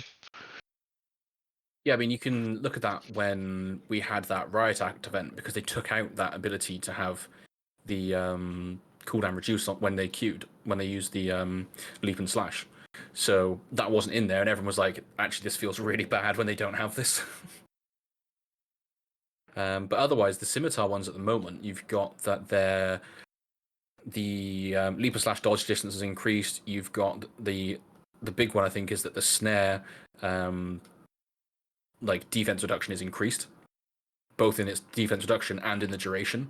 Like that's a big one for Chain Dart, because now all of a sudden when they use their snare, they now deal an extra 5% damage for an extra second longer to you than they did without it. So that's going to have a big impact. Yeah, I think for Scimitar Rhino is the runes are really good because me, when I played Scimitar in start of the season, I played the leap distance because I think it's one of the most useful rune. It's a class where your only problem is not your DPS. You always have DPS because of your right click. You always have CC, so you win basically every matchup. Your only problem is people that run away from you, and so that rune was fixing it. Like no one could escape you if you have the Q rune. Like it was adding distance into your Q spell and then your passive, because it's the only class of the game that have passive on the spell. On every spell, you have a movement speed buff after your Q, so it's no one can run away from their Temstar. Well, yeah, I'm just looking now. The other rune that they had was that their Stinging Strike damage is increased by 6% and block break is increased by 30%. So yeah, that the strike distance one just adds so much utility to them. Yes. I think there is a two rune that cost 3 and one that cost 2, and so you could take the leap distance one and the snare one, if I'm right. So the one that the you Stinging couldn't get. Strike one that I was just saying, that last one there is the 2 cost, the other 2 are 3 cost. Yeah, and the snare one it was the one you got to get, because the snare one is good, but in my opinion isn't needed, because like I said, you have enough DPS to one shot anything, light, medium, heavy. So most of the time people will prefer to take the leap distance, because in siege I think it will get you more kill. Maybe for tournament it's better to take the snare, because you will take Scimitar to defend the supply. It doesn't have much other role than killing people on supply and on final when you're on attack. So you will probably take the defense one too, because it also buff your team and it buff you for the damage. And I don't think the Q distance is so much useful if you chase someone on a supply. But yeah, for the siege, I think the most underrated value of the game for siege is movement speed. Like I have a stat to accompany, like to make it with it. It's that whenever I was a dual blade, my average hero kill got really upgraded when I had the zebra, just because my movement speed get me to more situation where I could get kill. Like movement speed in general is one of the most underrated value of the game. Yeah, especially as a light armor, because it gives you so much ability to just hunt people down and finish them off, get those kills, and catch people off guard. For hero, and not only for hero, we saw it also for unit. I saw in CBL Asia some match where they literally won a fight by being more move speed. Like they were playing 3 longsword, speed buff the wall push, and that wall push will take position into the game, like into the fight. It's not possible if they are not speed buff, and because of the speed buff, they were legit hard winning, you know. And yeah, you can catch people out. They're not expecting it, because especially if you look at the CBL Asia side that you mentioned, then they don't play heavy armors there really. They play maybe 2 or 3 in a game, or at least historically. I think they started playing a few more now because of the balance of the game, but they just weren't playing it. So if they suddenly have a team pull out 2 longswords to speed boost their team, they're not ready for that. They haven't practiced against that. They're just getting caught off guard by the speed. The movement speed value is really insane. But yeah, for the runes, I really think the movement speed one for Scimitar is the best. And I think they will keep it. Like, it's a great working rune, and I'm pretty sure we will see it again for the next season. What would you do if they introduced a invis after the escape? For the Scimitar, would that be enough to change your class permanently? Nah, because the main reason I can say the main reason you take dual blade is for the CC immune. Like there is no other reason right now that I'm taking dual blade. The CC immune is the only class that have a CC immune on multiple spell. Every time I enter Envis, you are CC immune for 1.5 seconds. So not locult, but everything that should bump you, knock you, or anything that isn't locult, you're immune to it. And so for your job of dual blade, which is killing people in middle of push, killing people in the back lane really fast, or cancelling supply, for all that job you need a CC immune. So, and the only time I swap, it allows you to counterplay a lot, doesn't it? Yes, it allows you to counter the enemy spell really well. And the only time I swapped to the Shane Dart and Scimitar, and the only time I played it for one season was when you were immune on the Q. Like the Q immune on Scimitar was insane, but they sadly deleted it. It was way too much in the kit. Like you could escape, dismount, grab someone. You have the most movement speed of all class because you have perma movement speed buff. Because the cooldown of your Q is 4 seconds or 5, I don't really remember right. But the movement speed buff from your passive is also 4 seconds or 5. So you are legit perma movement speed buff. You are one of the fastest class. The kit was way too overload, so they deleted the Q immune. For one time, for 2-3 patch, I think they also deleted the iframe on the escape. They bring it back now. But overall, I think the class will never fit for invis, so I will not get mad if they get invis. Yeah. Okay. I mean, we've spoken about yeah. the 2 dual blade shuriken runes. So, what's your thoughts on the 3rd rune for dual blades then? That was this season, which, just for those that aren't aware, it's that when you turn invisible, your crit values increase by a large amount every 3 seconds. The higher the base crit value, the higher the multiplier, and this gradually diminishes in strength once you become visible again. So, is it just not worth it? I tested it in every way possible. The thing is that they introduced it before they changed the reforging system, if I'm right, or at the same time, and they changed completely. They reworked the crit, how the crit work in the game.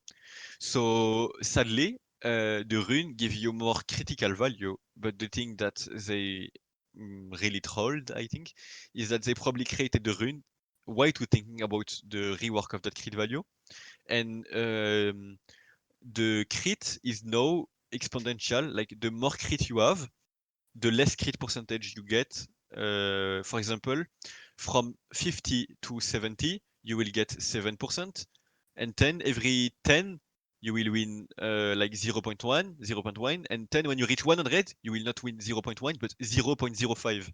So 10 you will less and less the more crit you have. So that A rune, non-linear scaling. yes, so that rune could have been really great if it was the old system, because you could probably reach like 30 or 50% crit, like crit most of the time. But sadly, with this new system, this rune is basically useless. It gives you what, 2 more percentage of crit for a rune that costs 3.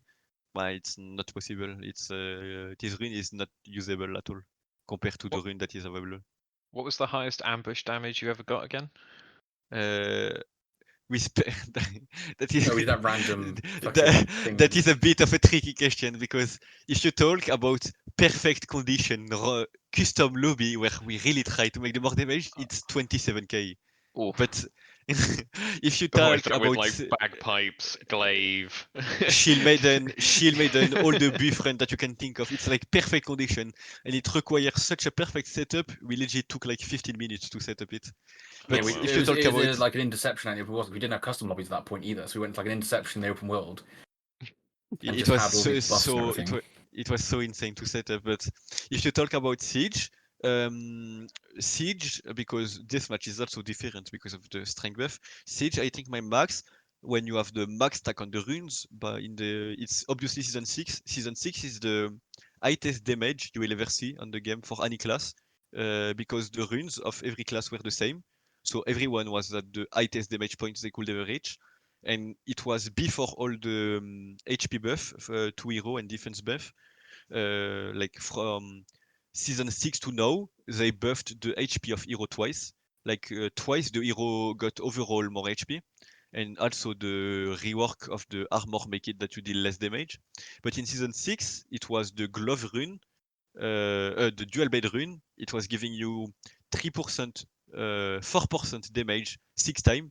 So you could kill 6 people and have your damage like be so multiplied. Plus the glove rune that was 3%. You could reach an insane amount if you are max stack after killing 3 units, because there was also a rune that buffed your damage of 15% if you kill 3 units. You could reach so much buff. It was like plus 120%, something really insane. If you add it to the crit, you could reach plus 400% damage. So the ambush is basically 7 or 8k crit in the back, plus crit. But with all the buff, I reached 15k ambush in Siege. It was so insane damage. If you compare it at now, the max that you can reach right now with perfect condition and shields is 7k at best. Like it's half the damage, and it's really in the best condition. And most of the time, you will do like 2 or 3k ambush. It's like so ridiculous. Ridiculous. Like I think the ambush is so useless that if you auto attack, you will do more damage than the ambush. Like because the time you do that ambush, you can probably do 2 or 3 auto attacks, so will do more damage. They really killed the ambush. Like you cannot do it anymore. I don't know about you, but I feel like this season slashing damage in general just feels very weak. Yes, for compared to the old season, like I said before the rework of the armor, the reforge system, they now have so much more HP, twice buff since season 6. So you basically know everyone have 30k HP for the heavy and most medium armor that have most buff. They also buff the armor, so they have more slashing defense. They also have no more HP on the reforged stuff. It's like the addition of everything make the hero of season 6 of season 15 compared to season 6. You have like plus 10k HP, plus 400 defense, plus everything, like you tank so much, it's insane. It's they really nerf the hero killing in general so much. Yeah. I'd just like to say we had a comment on our first video that was from a new player saying, I don't really know what they're saying, but I'm enjoying this. I wish that person luck listening to what you've just described there, Amya. They're not going to have a clue what you've just been saying. But for those of us who've been around a while, just like, oh my god, I remember those times. Wow. Yeah, thank you for that in-depth dive. I think that kind of Yes, it was highlights really a lot about the innovation as well. Oh, Jesus. yeah, I should have back to- described it more. I really talked about it like everyone know, No. but yeah, I think it's they really really made a lot interesting of to them. change. Yes. There's been so many changes. If we'll wrap up the weapons and then we'll go for a free discussion. Okay. So Longbow, what's Longbow got right now? Longbow got a really good rune, if I'm right. I've got it It got open, a by the way, so I can tell you. Yeah, tell us. It got a Bodkin rune, if I remember right. Yep. So they've got 2 3-cost ones, which are Bodkin tip deals damage that ignores defenses, and the damage reduction effect duration is reduced by 3 seconds. They've got increases damage dealt against soldiers by 10%, and they have a 2-cost, which is increased damage inflicted by normal attacks by 13%. Okay, so I'm playing Longbow for scrims a lot because most of the time on defense, of wall defense, or in some attack, dual blade or chain dart or anything that I could swap is useless. So bow is the only possibility. And bow, I think, really unpopular opinion for most, but I think is the strongest that it ever been. Like there was no time where you could get one shot from half the map away when you are heavy armor. And yeah, I mean, look at Pustoy this this season. yes. That's the one you have to look out for because I saw a clip earlier today where he did 23,000 damage in a headshot. I'm playing basically every weekend with him on the rank and on snipe queue, and whenever you have Pustoy against you, if you stand like for half a second for a supply because you are pressing your trap because you are AFK for any reason and he's on the high ground, you are dead instantly. Like it doesn't even have a counterplay because right now the combo of the longbow, if you do it properly, and it doesn't even require so much aim. The only thing that you need is to hit one arrow. After you hit one arrow, the stagger time of that arrow is long enough so you can press your marksman. Then you can press your Bodkin arrow, which is after the rework of the longbow stun. It will stun the enemy enough, so then you can auto attack once and ultimate once because no, the spell doesn't require to be loaded. So you can basically from hitting one arrow do a combo that will one shot anything that is light, medium, and heavy if they are not 100% HP at the start. So it's longbow is in the best state. It's maybe it was better in season 3, but it was back in the days. Most people doesn't even know it. But since season 3, it's like the most OP longbow has ever been, I think.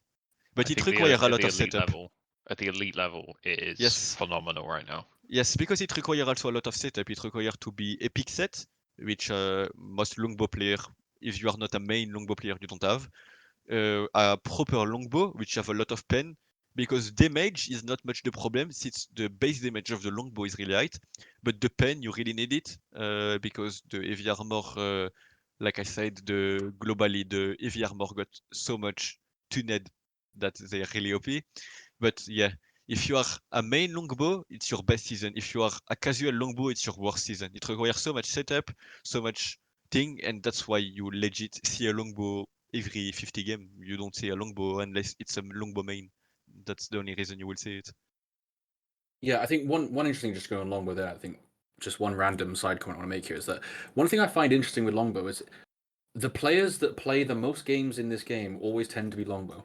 You've got the likes of Gobarina, the likes of the Frosty guys as well. They play a lot of Longbow. You've got Touch Me Sama, who has a big presence, should we say, in the community, is well known, but has played Longbow a lot. Like, it's weird for me that some of the people that put the most time into this game play Longbow when it's My probably one theory of the is least that played classes. Different this season, but yeah. my theory is that longbow is the most like it's the most unique style I would say that you can Maybe it's play the the most game of. chill class to play because you're not Yes, front it lining. You don't doesn't. have to worry about microing so It much. You're just it sitting requires around, firing aim. some shots. It requires aim, but the aim is not something you should really focus on because you can aim while to thinking. But all the class in the game, I would say heavy armor are the class where you can you need to think, but you think the less. Like It's not bro, as when you punishing. dive, yes, when you dive with your short sword, the only thing you need to worry about is if you press Iron Sign and how you press your ultimate, and then you will still do a okay job. For the medium armor, it's still more punishing, but there is also the medium armor. If you look at the constitution of it globally, they always have escape spell that is very very OP escape spell. Like the Pike escape spell, it got nerfed to the ground, but it's still a great escape spell because it has 3 seconds CC immune. The Musket spell is probably with the Longbow the best escape spell of the game. And then the Nodachi doesn't have one, but the Nodachi itself is an escape spell because of the survivability of the passive. And then that's really all. And Got for the spear. light, yeah, spear was also not much punishing because it's unique when you stay on horse. Like spear, if you get catch, it's probably your fault. Like spear, you cannot Yeah. really get catch if you stay on horse.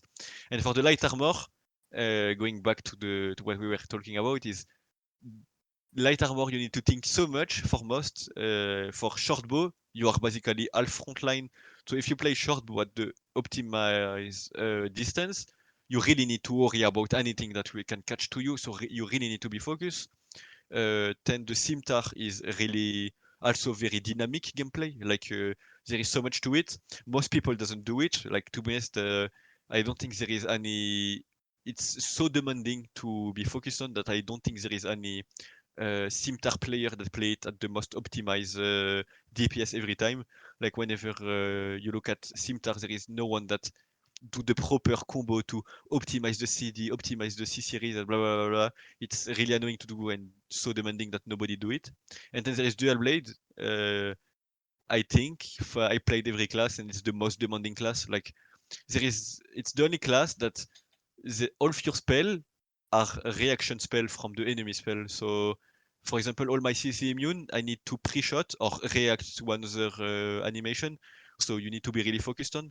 And like you said, longbow compared to that, if you just go high ground, most of the time the attackers cannot reach you because if you do good spot, nobody can reach you. You also have the best escape spell of the game. Some longbow play also two escape spell, which are both really really OP because they are high framed. And then you're like not thinking about anything, you literally just aim. And I think that's probably why it's so played by the player that play the most on the game. Like it doesn't require much focus, so you can spam it the whole day and enjoy it. I think that's all for longbow, for the runes, for everything. Yeah, I mean, if we can go on to Shortbow next, so the runes for that, we got the 3 cost of every time 3 normal attacks hit, an extra 3 arrows of fire that deal 50% of the regular damage. We've got another 3 cost, which is reducing Wrath of Artemis' cooldown by 20 seconds upon killing a hero. And then, where is the last one? We have increased rolling escapes cooldown by 2 seconds, but upon using it, grants 7 stacks of the enhanced attack effect. That's probably the class that got the worst rune. Like the only thing that the shortbow need is damage and escape. And in that rune, you nerf your escape and you don't even have damage. Yeah, So I mean, I guess that the Wrath of Artemis cooldown by 20 seconds is nice for those that play Wrath of Artemis, but I know that not everyone plays it. it's the worst. It's the worst ultimate. Like nobody played because it doesn't have damage and it requires compared to the other one, it's not even close to be good. Shortbow is so dead. I don't think that necessarily it's a bad class itself if you take it alone. Like it has damage, it has escape, whatever, but compared to the meta, it's so bad. Like if you compare it to what it needs to kill Shortbow, if you take it, it's with Maul. You will not hit the Longbow in the back, you will not hit the dual blade, you will not hit anything else. You will hit the Maul. The Maul, like I said, we go back to all the buff, but the Maul is so much tuned, like so much HP, so much immune, so much defense buff from the Maelstrom and when you frontline, so much everything that your Shortbow you're literally just a little fly annoying that mole. Like the mole doesn't care about the short bow, and you get punished so easily. It's kind of insane. Like a dual blade can legit one shot you with one ultimate. A musket can one combo you. A mole, if it get close to you, will legit like destroy you in any time because you have one escape. Okay, why not? But the mole Yeah. have most of the mole they play either Forge of War Repeater or Bonebreaker Maelstrom, which mean you will use your escape for one set of spell, but the other set of spell will hit you in the face and you are a light armor. You will get one shot by it. Because this game, they don't really think about how balanced the damage of heavy armor is. So heavy armor most of the time, the only thing that you like compared to light armor is not the damage, is the mobility. That's the only thing that you have less. Like if you compare the damage of shortbow and maul, maul is probably 3 or 4 times the damage of the shortbow. It's kind of insane. So yeah, shortbow is pretty dead right now, and they should really give him runes that make somehow the escape way more viable. Like you should, I don't know, have less CD every time you hit an auto attack on your escape. Like you should be able to fight front lane with shortbow because it's what the class is designed for, is to fight in the front lane. Not obviously not in the front lane, but like to be in the front lane and still be a range class. But right now it cannot do it since the range and the escape is so Yeah, useless. it's hard to fit it in, isn't it? I mean, there are still a few good shortbow players that can get some use out of it, but it's not easy to play it and actually do well with it, if that makes sense. It's not Yes. forgiving, it's not easy, and it's not the things Yes. that make it meta, as we It described just earlier. doesn't fit into anything, does it? It Yes. doesn't have like It, it doesn't have like a niche that it fits into like some of these other classes do. the thing that I would say is that for the shortbow, sadly, every job that you could find for it, there is another class that do it better. Kill Yeah. Exotic, Bow do it better. Kill Hero, Scimitar, Dual Blade, Musket do it better. Stagger the unit, Pike do it better. Like anything that you can even think of, something else do it better. So why would you take shortbow? I mean, it's good at killing siege with the bowler. That's about all I can think of that yeah, it's decent at. that's legit the only time you will take a shortbow to kill the siege when you start a game as an attacker. That's Yeah, legit it's the so only annoying. time. You're sat there on a cannon and you just see, oh, there's a shortbow coming. I'll get 2 more shots out of this, maybe max. Yeah, Yes. it's a ticking time bomb at that point. Then moving on to medium, we talked a bit about musket.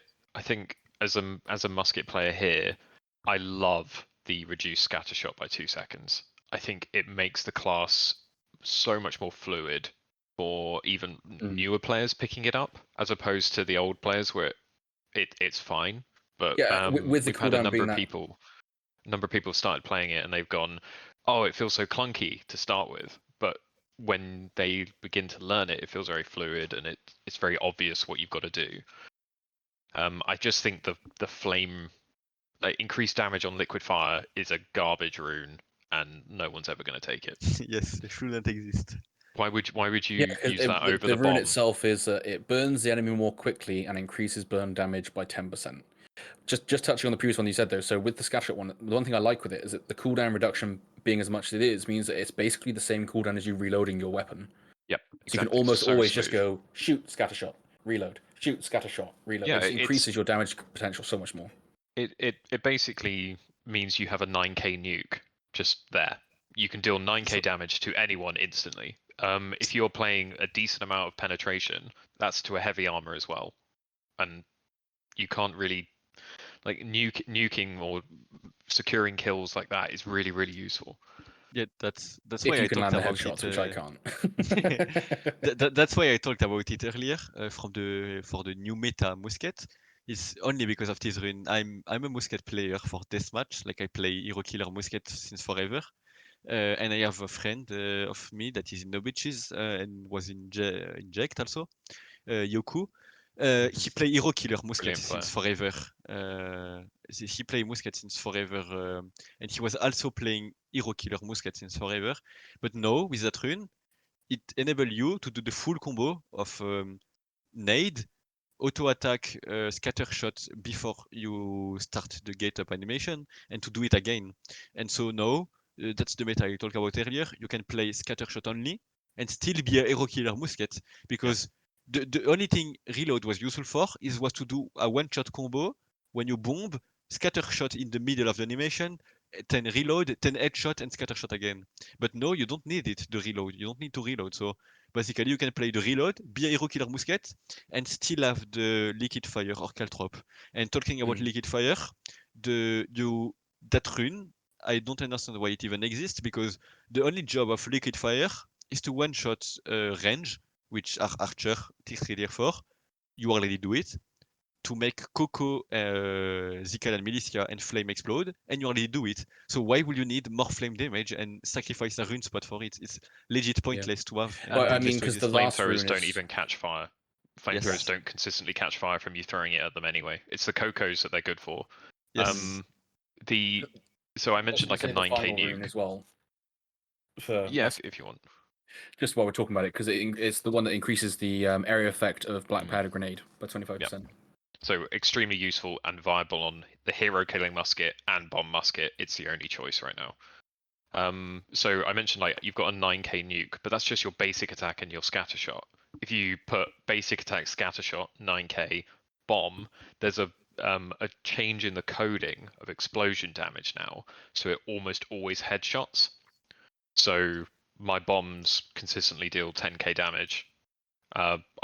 You add that up, I'm dealing 28,000 damage to heavy armor in a single combo that's near enough, if I'm accurate, undodgeable. It's it very is the one strong. attack where you cannot dodge it. Like you said, if you hit auto attack, scatter shot, and then you ult, you in that meantime you have the time to have your scatter shot back, so you can sneak a scatter shot when he get down, and it will not get up because not a lot of people know, but it's the same for most class. Whenever you hit someone, it will start his get up animation faster. So whenever you bomb someone and you don't touch him, he will take 1.5 seconds to get up. If you bomb someone and scatter shot it when he's already down, he will get up instantly. So what you need to do is, if you want to sneak a bit of more damage, is to hit him midair when you so basically you do the bomb, scatter shot midair. So if you sneak that and then you wait for your reload and you headshot, scatter shot again, it's the full combo, and that full combo is not dodgeable if you hit that first auto attack, and it's if you are 70% HP heavy armor, you die. If you are 100% heavy light, you die. If you are 100% medium, you die. It's insane combo.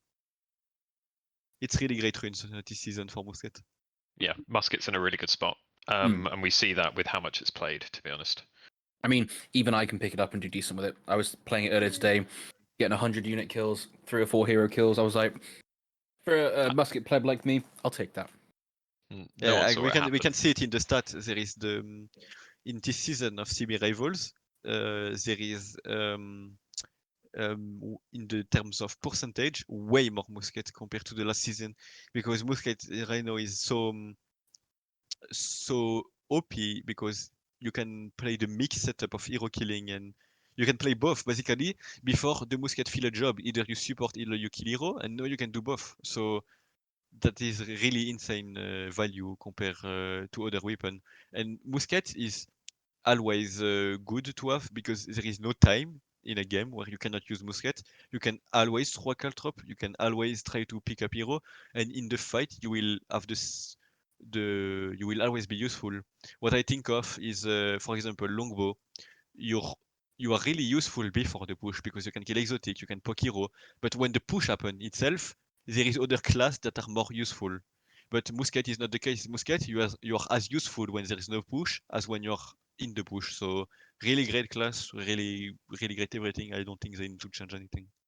Yeah, I really like the What runes. do you think I they wouldn't could change them. I was gonna say, what do you think they could possibly do next season? Or do you think they'll just keep the runes? I did like the rune that increased the range on things, so you could throw them a bit further. I mean, you don't want that one back that turns all your auto attacks into a shotgun shot, into a scatter shot. No, I don't want to use that. You I want to know what remember- about his rune? You want to know what about his rune? His Do you rune was remember actually funny It was funny, yeah. But because for the reason I can think of, because people were not understanding his how can it be useful, and I think about it. And for deathmatch, there was a chest in deathmatch that was upgrading your crit chance for a season. And the only thing that changed when you scatter shot is that you do more hit. You do the same damage, but you do more hit. So I was picking full crit stuff and playing that scatter shot rune, and you were doing so much crit that in the end it was the same damage, but because you have so much hit, so more chance to crit, you were doing so much damage that it was insane deathmatch meta. Like me and my friend picked up, and it was insane deathmatch meta. I really liked this rune for some reason. But yeah, for then siege and everything, it was useless. From what you said there, though, that's also a good point about the runes. Is that some of them will be so much stronger in deathmatch, or stronger in sieges, or stronger in territory wars. That's another reason why it's so hard to get them perfectly balanced. Yes. yeah, we mentioned Shortbow, which is very often used in death matches, arguably more there than anywhere else. Definitely. Yeah, Shortbow is more used in deathmatch because there is no unit to hide. You have most of the time the high ground, and it's really a good DPS class. Like most of the time, Shortbow main, you will play no ult and only spell to reset auto attack and to DPS because you have so much spell that are pretty low cooldown, 7, 8 seconds, something that you can really spam in. But the thing with Shortbow is in the meta, I know you don't see it. For example, it was a deathmatch tourney that happened on Origin, and it was absolutely no Shortbow because again the Maul is so overtuned that Well, I mean, there the was one, wasn't there? Was it Trusty Bell played it, I think, and that was it. yes, but he was taking Maul air splitter for 13k and was disappearing off the screen before he could even say a thing. So even like he's playing shortbow since forever, but like even shortbow main, even if you are like the best shortbow that ever existed on the earth, like the meta is so not for you this season that Yeah. shortbow, even if it's only played in deathmatch, is still not good in deathmatch. It's really sad to. What do you to think say. runes wise they could bring in for Shortbow next season that could make it more viable? For shortbow to make it viable, you will need, I think, something really rewarding that will fix a problem that is the damage to heavy armor. Is to make that each time you hit the same hero in amount of time, you do more damage to him. So you reward Yeah, the like a fact that stacking the damage guy, against heroes. Yeah. yes. So you reward the fact that the player hits good his arrow, that he have aim.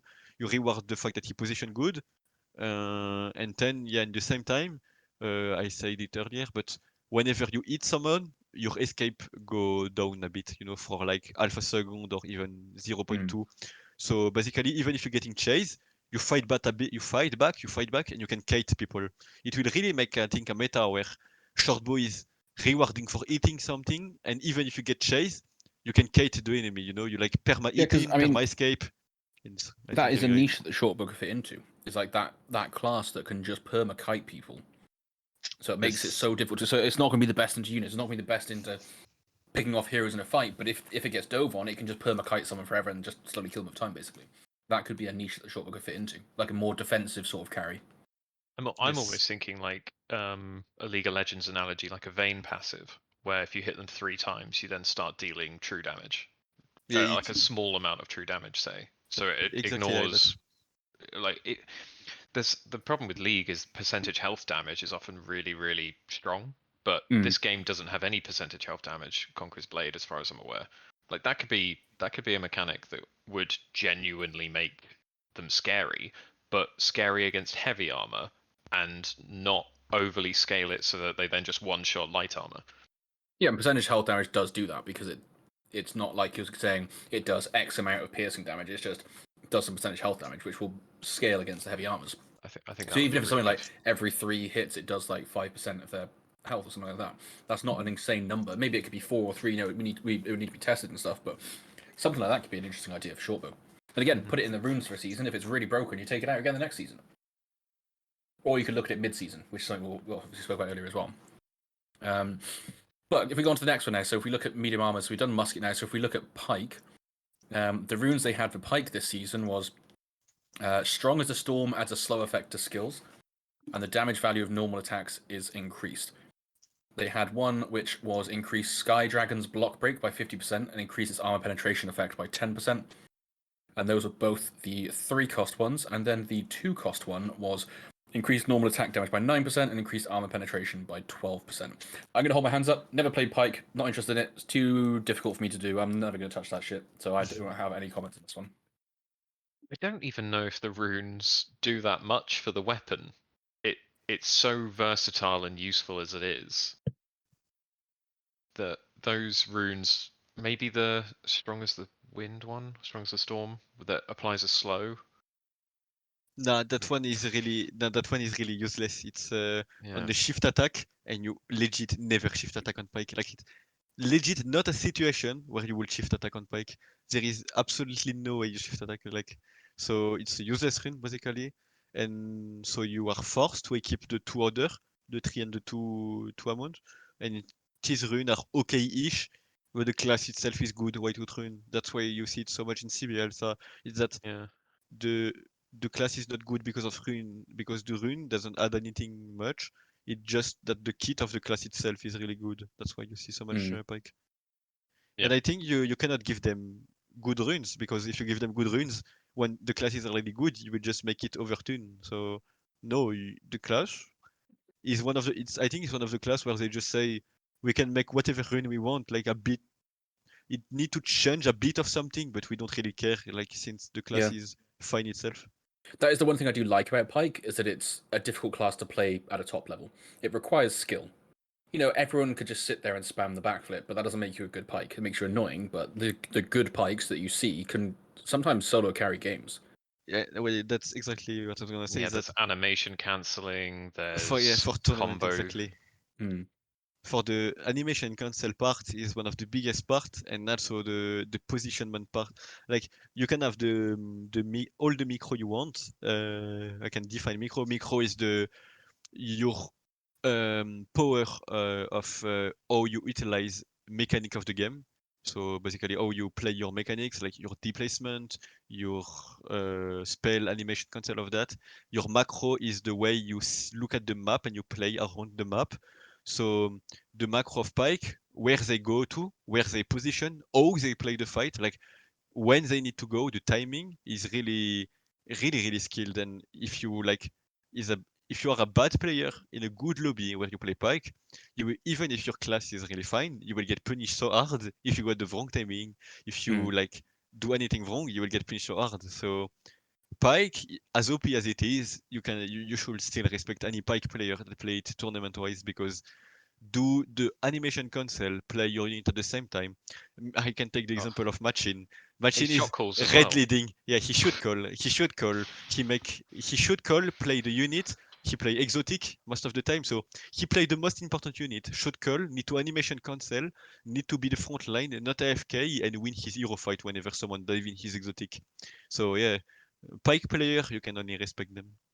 Yeah, Definitely. So completely agree. Can't really add any more to that. Thank you. 100%. So next class, then if we look at, going to go on to Spear. This is an interesting one for me. I'll go into it in a moment, but we'll go over the runes first. So we've got 3 cost of all skills will now trigger the hard-hitting effect, increasing armor penetration by 2% and decreasing damage taken by 2%. We've got reduces all skill cooldowns by 10%, with the exception of ultimate skills. And then the 2 cost is the range of Gungnir's greeting is increased by 100%, its damage increased by 30%. So just before we get into the skills here, one thing I wanted to say about Spear is I think that until now on My.Games it's been underutilized. There's been a few players that have used it, but I think it's going to be so hard for them to balance it next season, because we've seen that as the reforging system, now people are getting better gear. We've seen some very good spears being crafted that are now just one-shotting people. I'm talking about Machuka's weapon in particular here. Like, his spear is insane, and he is literally one-hitting people with it. And I think that's why it's going to be so hard for the runes next season, because of the reforged system. Because everyone hasn't got to that level yet, I don't think they'll have fully balanced runes against what they could possibly get to with the reforged system. I think Spear is before the Simtar and the Reforged system was so playable in My.Games, but nobody was doing it because people are a bit of a meta slave. You know, people play what's meta, and when we talked about it, people play what other people play. Like you don't see any Pike, then people don't play Pike. People play Pike because they saw it on tournament. But in Siege, they don't see it. In Siege, you don't see Spear, so nobody plays Spear. But it was always so playable and less than Frontier, because Frontier, since they all started to play Pike and Spear, and also Dual Blade back in the day, it was all basic people playing light and medium. So 10 people coming new to the game, they were also playing spear and being light armor. But the meta changed a lot for My.Games, because the base people were heavy armor. So 10, if you play spear, it's less good, but it's still where it's still really good since forever, you know. Just a slide track here, but I would just jumping on that. I would say that from my experience, most new players seem to pick up Nodachi or Glaive on My.Games. That's been my Yes. experience. Like Yeah, when I've yeah. leveled up new accounts and stuff, most new people seem to pick up Nodachi and Glaive. I don't know if it's just because it looks cool because it's a Nodachi, but I think yes, I think yes. But then most people I saw swap to ShortSword and to yeah. Poleaxe and no to Maul. And I think no, sadly, the spear will fit way less, since the pike, like the pike dismount, you dismount a spear, it's useless. Especially since they deleted the get up of the spear kick. You now have only one get up, which is the one with the block. The scimitar also is one of the best counter because of the dismount also. And now the maul, since the maul is meta and people started playing it, even after the new season even after the rune get deleted, I still believe that the maul was good even before that, and people just realized it. Yeah, I mean, I think And it's always been strong because we've always had a heavy shield meta, and so Maul's always been good yes, into that. So it's going to carry on and being that as long as our meta still shields. and after that, it still have a dismount. So again, three classes that are insanely meta with three dismount. I think it will let the spear be. If the spear play really well, it will still be okay-ish, but I don't think spear will be an optimized weapon unless they nerfed all that dismounting. Yeah, I mean, having said that, I've seen more spears this season than I did previously. I don't know if that's because the Reforged system got some good weapons or not, but I would say I've seen more this season than any season in my games. The fun class to play. Like, I Yes. think fundamentally it's a game and people want to have fun. Yeah. I go to it sometimes. I'm terrible, but I have fun on it. So Yeah, I mean, going from what you said there about the dismount thing, do you think maybe they could add something to spear? Maybe it's a rune where you can't get dismounted. They should. From those They abilities, really something should. like that. oh, Yes. while charging, or something Yes. like that. They really should make something like on your first right click, you are CC immune for 5 seconds on your horse or something like that. You know, something that make you able to do your damage, because as far as I know, the class is only useful for damage and stagger on unit. Maybe But it's mostly, something. I was thinking maybe it's something like if you haven't taken damage in X amount of time, well, you just have CC immunity built in, so you can't get dismounted. yes, But once you take damage, then you like let's say 5 seconds after taking damage, you can get dismounted or something like that. So it's like if you're out of combat for an X amount of time, you'll build up that CC immunity again. Then you can come back in, do a quick trade. But if you take damage, then after 5 seconds, you lose that CC immunity. So you have the short window. But then at the same time, we've already discussed earlier in the podcast how CC immunity is just something that really breaks the meta. Is that going to be something healthy to bring in? But then at the same time, Spear's not used at the moment. So would that be a healthy thing for my games to sort of swap more to the booming meta because Spear is strong? But then would they do that because then on booming where Spear's already played a lot, it would make it even more broken? As long as there's counterplay, it's never a problem. And when you've got spear, and if we're suggesting that you have, if you don't take damage for X number of seconds, you have CC immunity. One musket, one bow, one rogue archer militia that fired at the wrong unit clips the spear player. That CC immunity goes. Like yes. it's up to the player to Maybe it's choose not. when to force the engagement, and I think Yeah, that is encouraging skill, and I'm but never going to be maybe it's against not encouraging skill. complete CC immunity. Maybe it just blocks the first CC. So if Yeah, multiple heroes CC like dismount you, then the first one wouldn't dismount, but the second one would, kind of thing. Something like that. So there is some counterplay to it, because if you just have just blanket CC immunity, we've already said how strong and how broken that's been on every class that's had it so far. well, let's use the league analogy again. Malzahar passive. Yeah, just give Like him a shield that blocks the Malzahar is first bit of damage, but then anything after that can still do the it. first thing, yeah. And there you go.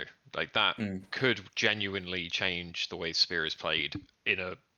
It's not actually going to change the way. It's just going to make it a bit more fun and Yeah. a bit more achievable. A bit less, a bit more forgiving. Sorry, not less. A bit more forgiving. And then you can take away the rune that reduces the cooldowns by 8%, which basically is 1 second, or 12%, which is 1 second. So you can take one and give another, and just see how that goes. I do think a second of cooldown on Spear, which wants to cycle through all its abilities, is quite punishing. But we'll see. Maybe another rune they could do is that when you every time you deal damage, it reduces the cooldown of your other abilities by like 0.5 seconds or whatever it is. Because there was already one already that we went through on that, wasn't it? Was it which weapon was it we looked at? And it was on. Oh no, it's the one the Spear has already, which reduces all skill cooldowns by 10%, with the exception of ultimate abilities. But maybe it's like an on-hit reduction instead. So similar to how the Chain Dart has the on-hit reduction with its shurikens, you could then have that maybe on Spear, where when you right-click on your horse, for example, it reduces cooldown and dismount or whatever. Some ability like that to give it a bit more usage of its abilities. Is that all the medium armor class done now? I guess it depends whether we class Glaive as a medium or heavy armor. But well, let's do Glaive now then.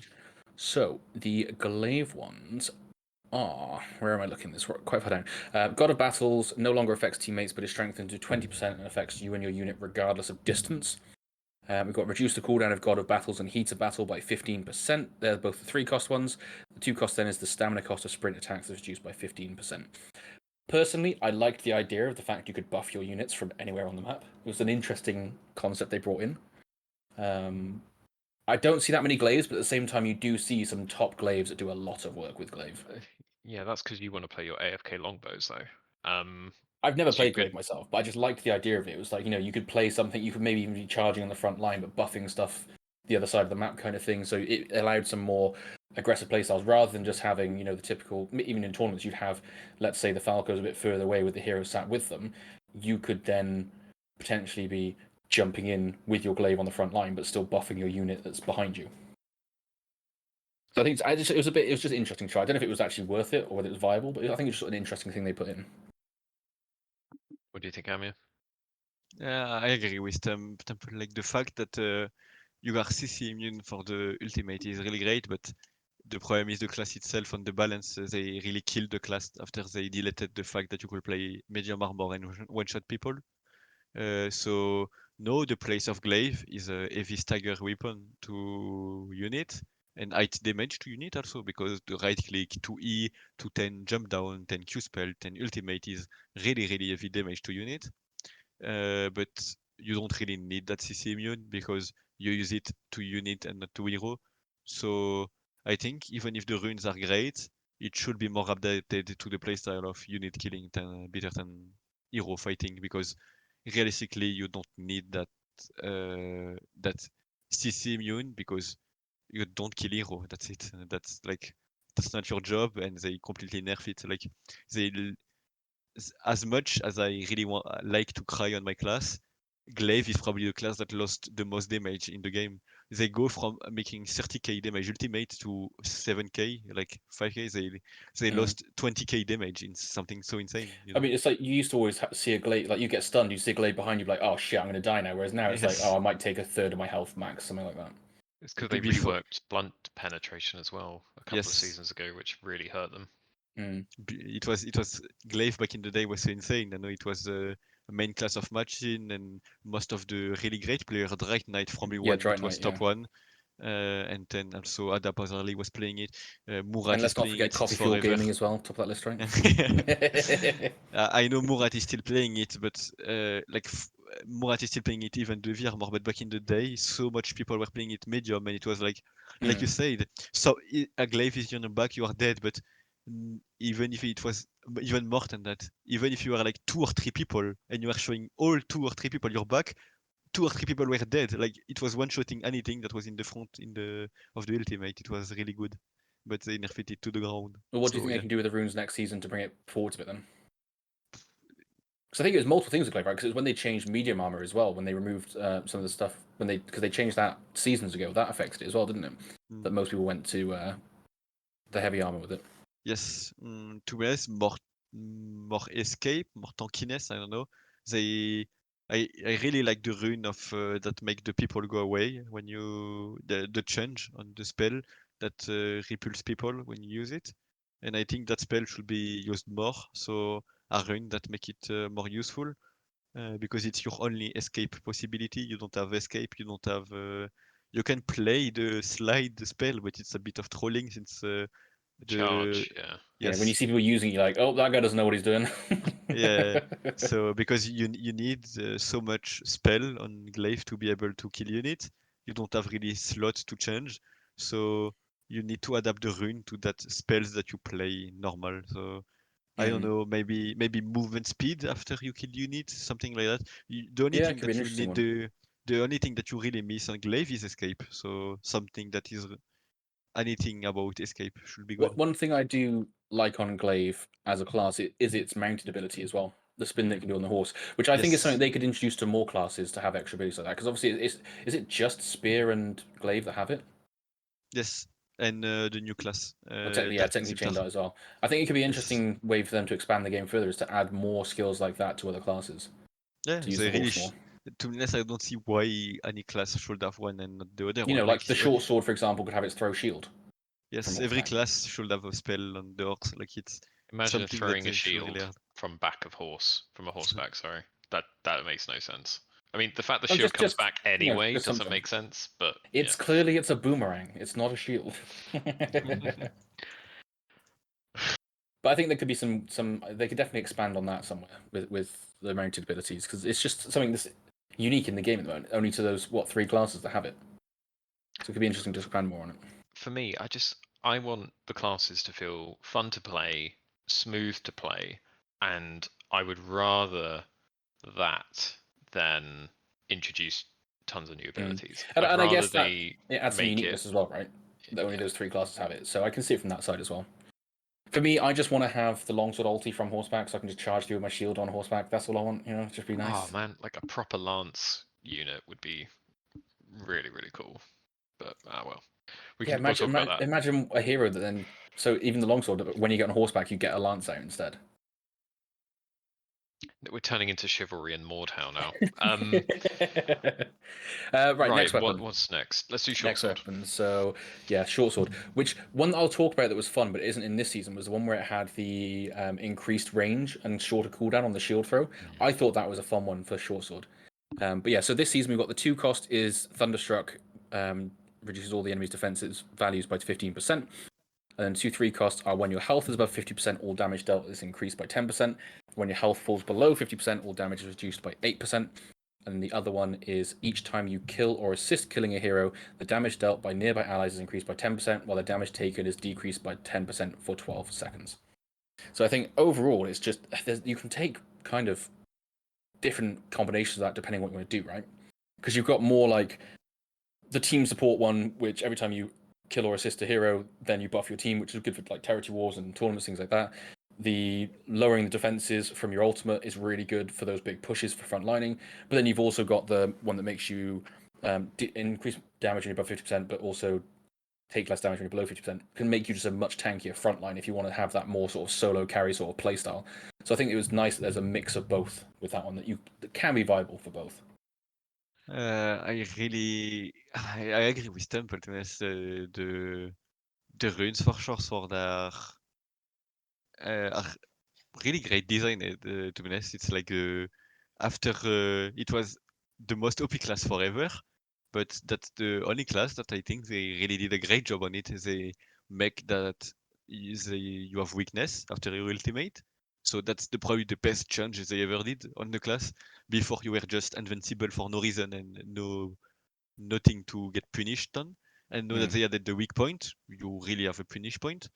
And the runes are probably, I would say, like the Pike one. The class itself is good, so they really make something that doesn't change much of the class and doesn't really change completely anything, and just feel like vibe with it. That's it. So yeah, I have I not think much to it's say about nice the Chancellor one.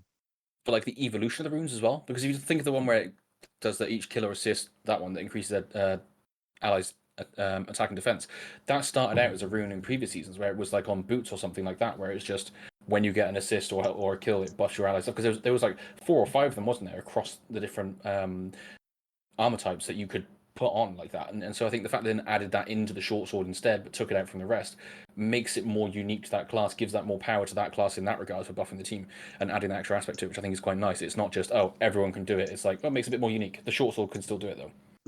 There's also there's so many different ways to play short sword. I think quite famously Varrock was a full damage or full agility short sword, and his ultimate would genuinely just one shot people. I think he was still playing. I think he was still playing heavy armor, to be honest. The one that was really playing full damage is Derevni. I know Derevni from DTI. I encountered him a lot in the ranked, and he was playing medium armor, full strength, short sword, and I was light armor, so I was really not enjoying the 1v1. He was iron siding, I couldn't kill him, and then he would legit ult me. If it's front damage, I was taking 10k still, so I was like, yeah, my bad, I guess. And then if it was from the back, I was taking 15k damage, so I was like, yeah, okay, you legit like deleted 3/4 of my life with one ultimate, and still you are invincible. But I think sadly they really nerfed the. I think they really same as the glaive with the blunt ratio change. The class become really less powerful compared to before. At least the damage type. But now you can play it agility. Now if you're a damage short sword, you play full agility. First because the only thing that you miss is blunt penetration, and agi gives you blunt penetration. And second because it also gives you slashing penetration, and that's also the thing you miss. So agi is way better than strength if you want to do damage, because it's not worth the blunt damage that you go full strength compared to the agi, because the blunt you will hit on spell, and the damage on agi it's perma DPS on auto attack and even your spell. So if you go damage short sword, you go agi and it's pretty great. But I mean, not we did as the see place before. medium armor short sword feature in the tournament, the deathmatch tournament, quite recently, didn't we, Temple? Yes. We I did. know. We'll Was ask it our Ghost next X? guest Was about it? that Yeah. one. We'll ask our next guest about that one. I know someone else that play medium armor short sword, but maybe it wasn't too troll like Temple. What do you think they thing can is do with that- the short sword runes next season though? That can be different. Because I think just to go on a slight sidetrack here, but not for too long, is that it's so we've spoken about with both glaive and short sword how the blunt changes massively impact them, but with Maul being as strong as it is, how can they buff that blunt damage without completely just making Maul even more broken than it already is? Well, you tweak the numbers on the classes rather than the Because I don't think it's going to be. itself. It's not going to be an easy thing where they can just go, okay, well, we'll just change our blunt works again to make these stronger. They're going to have to just massively increase like the scaling or something on glaive and on short sword, or the damage that it does on their abilities. Maybe the runes are for increased penetration values or increased flat values. I think for me the thing that probably ties into glaive as well, and I'll put this on short sword, is I do a rune that relies on a combo. So like if you hit a sequential number of abilities, that person you deal more blunt damage to, or your last ability does a greater scaling damage on them, because then it encourages you to absolutely nail your combo rather than opening with your ultimate on both those classes, because But then anybody can open with their ultimate.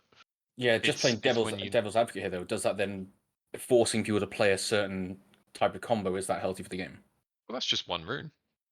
Yeah, They don't have to play I'm that just rune. playing. If they don't like those here, abilities, if they don't like that, then they don't have to play that. So for example, with glaive, you can say they have to, if they land the stun followed by the ulti, or maybe it's a room for the ulti that's if you land the stun first and then you ulti, it deals like 1.5 times the damage or whatever value it has to be. Something like that it could be a different way of doing it, definitely. I mean, just scale it. So for every ability you've cast that's hit a target within the last 3 seconds, you get a 20% damage buff. And that scale, you can stack that twice. There you go, 140% damage on those abilities. Done. I think that would be really good if we want them for the damage side. But I do like the short sword playing for the team side. I like that rune. I think that's a really good one. And it's really good for territory wars as well. So right. So next one's we briefly touched on longsword earlier, but we'll just go the other ones. Is the final one. Well, we can just go over Longsword, because we didn't discuss the other ones, did we? We only discussed the healing one. So we can just touch on that briefly, and then we can touch on Maul as well briefly. We haven't done yet, and then Poleaxe as well. So Longsword one, like we said earlier, when your health is above, one of the ones they've got is 3 cost, which when your health is above 30%, all damage dealt is increased by 50 points. When above 75%, damage is doubled. So again, it's a way they're trying to make damage Longsword viable. I just don't think it's worth it. It's just, why would you take that when the healing is so much stronger than the other one? So the other 3 cost one is when you're using Mercy of Heaven and Nightly Vows, which are the heal and Movespeed boost. Nearby allies take 6% less damage for 8 seconds, which I think is just a really good ability for the class. And then obviously the last one that we spoke about, which is 2 cost one, which is restore 70 health every second. When your health is below 50%, health is restored twice as quickly. So again, just overall really good for the class. Brings it into a level where it needs to be. Could they add that to the class itself and bring in other runes? Potentially option, but yeah, I don't see what else really they can do. And apart from increasing those numbers, there's not much else they can really do with it. Personally, maybe the Longsword's in a really good spot. Just overall very viable, nice and balanced. Yeah, it's got its ways, especially with how strong imp shields are now as well after the last change. It makes Longsword even stronger, which is good. Maybe they could add like a defense part to the heal one, so it's like when you're below 50% health, you instead of maybe healing twice as quickly, you gain like a 10% defense buff or something like that. Could be a way of doing it instead, but yeah, it's in a healthy place at the moment. What do you think, Amya? Yeah, for the longsword, I really agree with Sample. I think it's a really good state. They should really keep it like that, or really just make it's in the class itself. Like they should not change it. The longsword is finally balanced. It have a job. It can be picked. It's useful, and then it have his role even in tournament. I don't see why would you change it. So just keep it like that, even for next season. My fear is they maybe remove these runes next season, something else, and I'm just like, what is it going to be? I'd love a rune where if you do the right-click auto, so the block attack, you inflict bleed damage and just a tiny amount of bleed damage, and it's essentially just constant stabby, just death by 1,000 cuts. I think that would be a really fun, because the thing does no damage. It's so funny when you just sit there in duels or anything like that, where you're just in a game, just like right click, stabby, and just not taking any damage yourself. It's fun. I think that would be quite a fun rune. Yeah, it could be interesting to bring the fun aspect into it. All right, we can touch on them all. Obviously, everyone's going to be aware of these because of how strong it's been this season. But the 2 cost is Earth Splitter's effective range increased by 25%. And then the 3 cost ones are stamina regeneration increased by 25%, and using Maelstrom stage 3 increases all defenses by 12%. Stage 4 increases defense by 18%. Stage 5 reduces melee damage taken by 15%. Overall, Maul's just been far too strong this season. I think Maul is very strong. I think the stamina regen one I think is needed for Maul because you rely on that for everything. I do like the idea of the Earth Splitter effective range being increased. I think that was a nice thing. It makes the class a bit less punishing, but just its damage overall this season has been so strong because of the changes they made to the class itself with the difference in skills and everything, how they tweaked all of that. I think again CC immunity on Maelstrom on the last stage is just way too strong because, like we said earlier, unless you have a choke ability, Maul can just jump into your back line, Maelstrom, and just kill everything. I don't think there's much more we can really say on that because he's talked about a lot already. Maul, everyone agree. Even I think anyone that started the siege will realize what we talk about. Like Maul is way too OP compared to. I think there are ways to counter it, and I do think the meta has adapted to that a bit throughout the season with more poleaxes, more dual blades, even chain darts to a certain degree as well. But it is just too strong as it is at the moment. Yep. So I'd nerf its cooldowns, and I'd have runes that affect cooldowns. I do think that the Mjolnir immunity needs to go back to being a rune rather than being actually built into the class. Because again, CC immunity I just think is unhealthy for the game overall. When it's just blanket CC immunity on something like that, because there's no way of stopping that apart from a choke ulti, which is a long cooldown. When you think the Maul Maelstrom's on what, like a 12-13 second cooldown, if that? Not even that. Yeah, it's like that. So even if they just increased all of Maul's cooldowns by like a second each, something that would be really punishing. We've got 2 more, haven't we? Because we've got Nodachi as well. But Poleaxe, we've got pushback cooldowns reduced by 1.5 seconds and damage increased by 10%. I think that's nice. It is what it is, you know. Weapon Dance is that rune that was there a couple of seasons ago. That could come back. That was really fun. Yeah, with the heal. Yeah, that was a decent one. The other 3 cost ones are Weapon Dance, Area Infect increased by 25%, and Vector Corbin's damage duration increases to 6 seconds upon impact, and each stack increases your maximum health by 2.4%. So I it's think just nice ones. net is one are from the one that doesn't change much, but are still okay-ish. It's like little state, little more range, but it will not make you be able to do more things than before, but it's still great.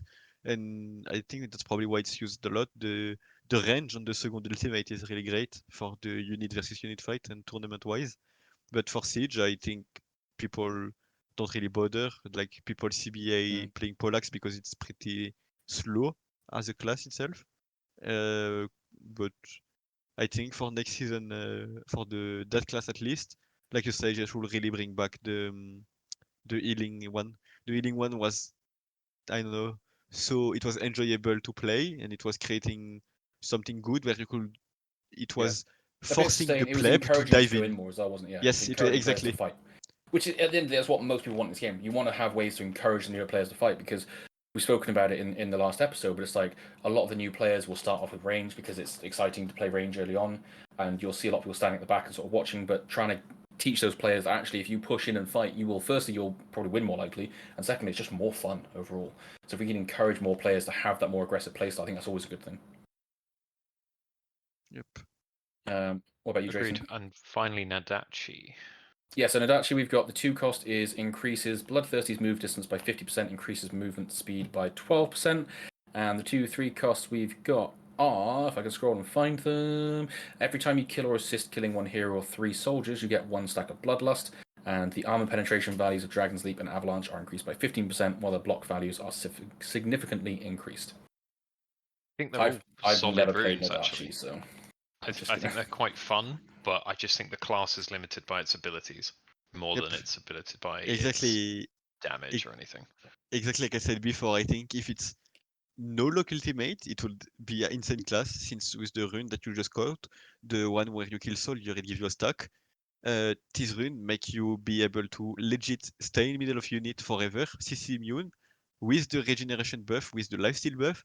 Basically, you are not killable if anything doesn't burst you, so cav, range, blah blah. But like any lock ultimate and you dead any cav and you dead monk one shot you, they are blocking your attack and one shotting you. The meta just doesn't allow Nodashi to play in the actual meta. So sad Nodashi should have. What I can think about as a rune is nothing because the class itself is a problem in the meta and it will not change until the whole meta change, and that is not happening even with new runes and new season. So It yeah, needs like Nodashi. the Maul had a bit of a rework where it changed up some of its abilities. I think the Dachi needs the same if it's going to Yes. become viable. Yep. like an overhaul. Yeah. Yeah. We typically end these episodes by saying things we like and things we don't like, and we're going to keep it nice and focused on the meta.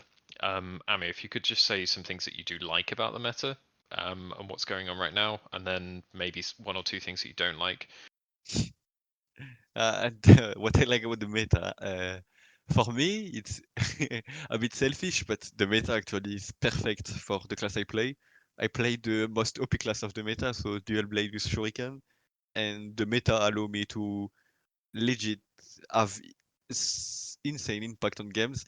Like before, my playstyle really rely uh, on specific mission that is only available on TW and tournament. So cancel supply, back capping point, or anything. If you do it on Siege, doesn't really matter. It's like you cannot even do it most of the time, and it's pretty useless. But TW and tournament, you can legit have the value of more than anyone because you can legit solo carry games sometimes if the conditions are right. And this meta right now allow you to be so impactful that sometimes your hero alone can win anything. For example, we trained a lot the tower hold in scrims, and you can legit replace exotic by a dual blade. Like you have so much damage that you have the job of something that's taking one unit spot that you need to protect in, but you're a hero, you have lock ultimate, you have a cleanse, you have CC immune, you have your horse, you are mobile, and you are doing the same damage as an exotic. It's really insane as it is. So it's selfish, but I really like the meta right now, and what I don't like is how static it is. Like I play Snipe Q. Snipe Q is a private Discord that we use to snipe each other in ranked to create really stacked lobby where you earn a lot of points.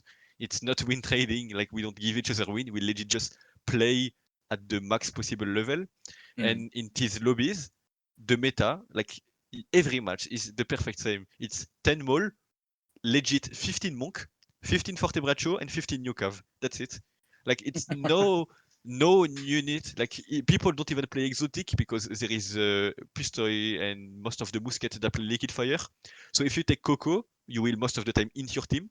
So people don't take even exotic. People legit just take 15 Monk, 15 Forte Braccio, and just fight like that. And it's not really fun to play. I played 400 games this season. It's more than I played ever because I really don't like the game itself in Siege. I play mostly tournaments since forever. I'm only level like 2k. And the thing is that this season 400 games with the 400 times the same unit, it's really not enjoyable. Like I really want the meta to change and be more versatile. Yeah, no, I can agree with that. Oh wait, Saltraton, what's one thing you like and one thing you I don't like that after 3 months that things will get shaken up. They have the new seasons come out, and then you've got to learn all the new runes again. I do like that. I also quite enjoy the ceiling of units in regular sieges and territory wars. I think going from blue, purple into gold meta is quite nice, and it certainly changes up you just playing the same units every single territory war, which you would do otherwise. And you get some real highlight moments where you are using just absolute chod of blue units on blue units. That it's really fun.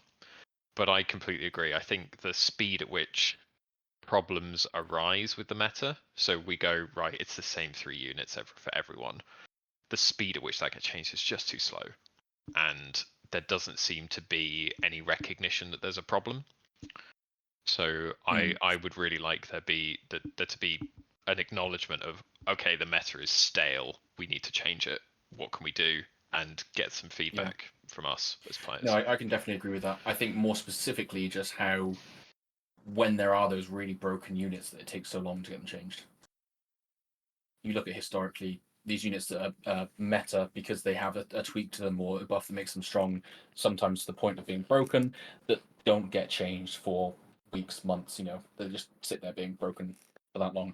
You look at a couple seasons ago when the Liaos were broken and it wasn't changed the entire season, and all you saw in Territory Wars seeds, everything was just Liaos everywhere, and it's now with the new cap as well. So I think that's what I would say is one thing that I do dislike is just when they do overtune something, how long it takes for them to fix that in line with the meta. So like the new cav now, CC immunity in general is my kind of point, but the new cav at the moment, like how strong that is because of that CC immunity, and how when will we see that get changed? Will it get changed? That's what I dislike. But one thing I do like, I think, is just the variation of runes each season.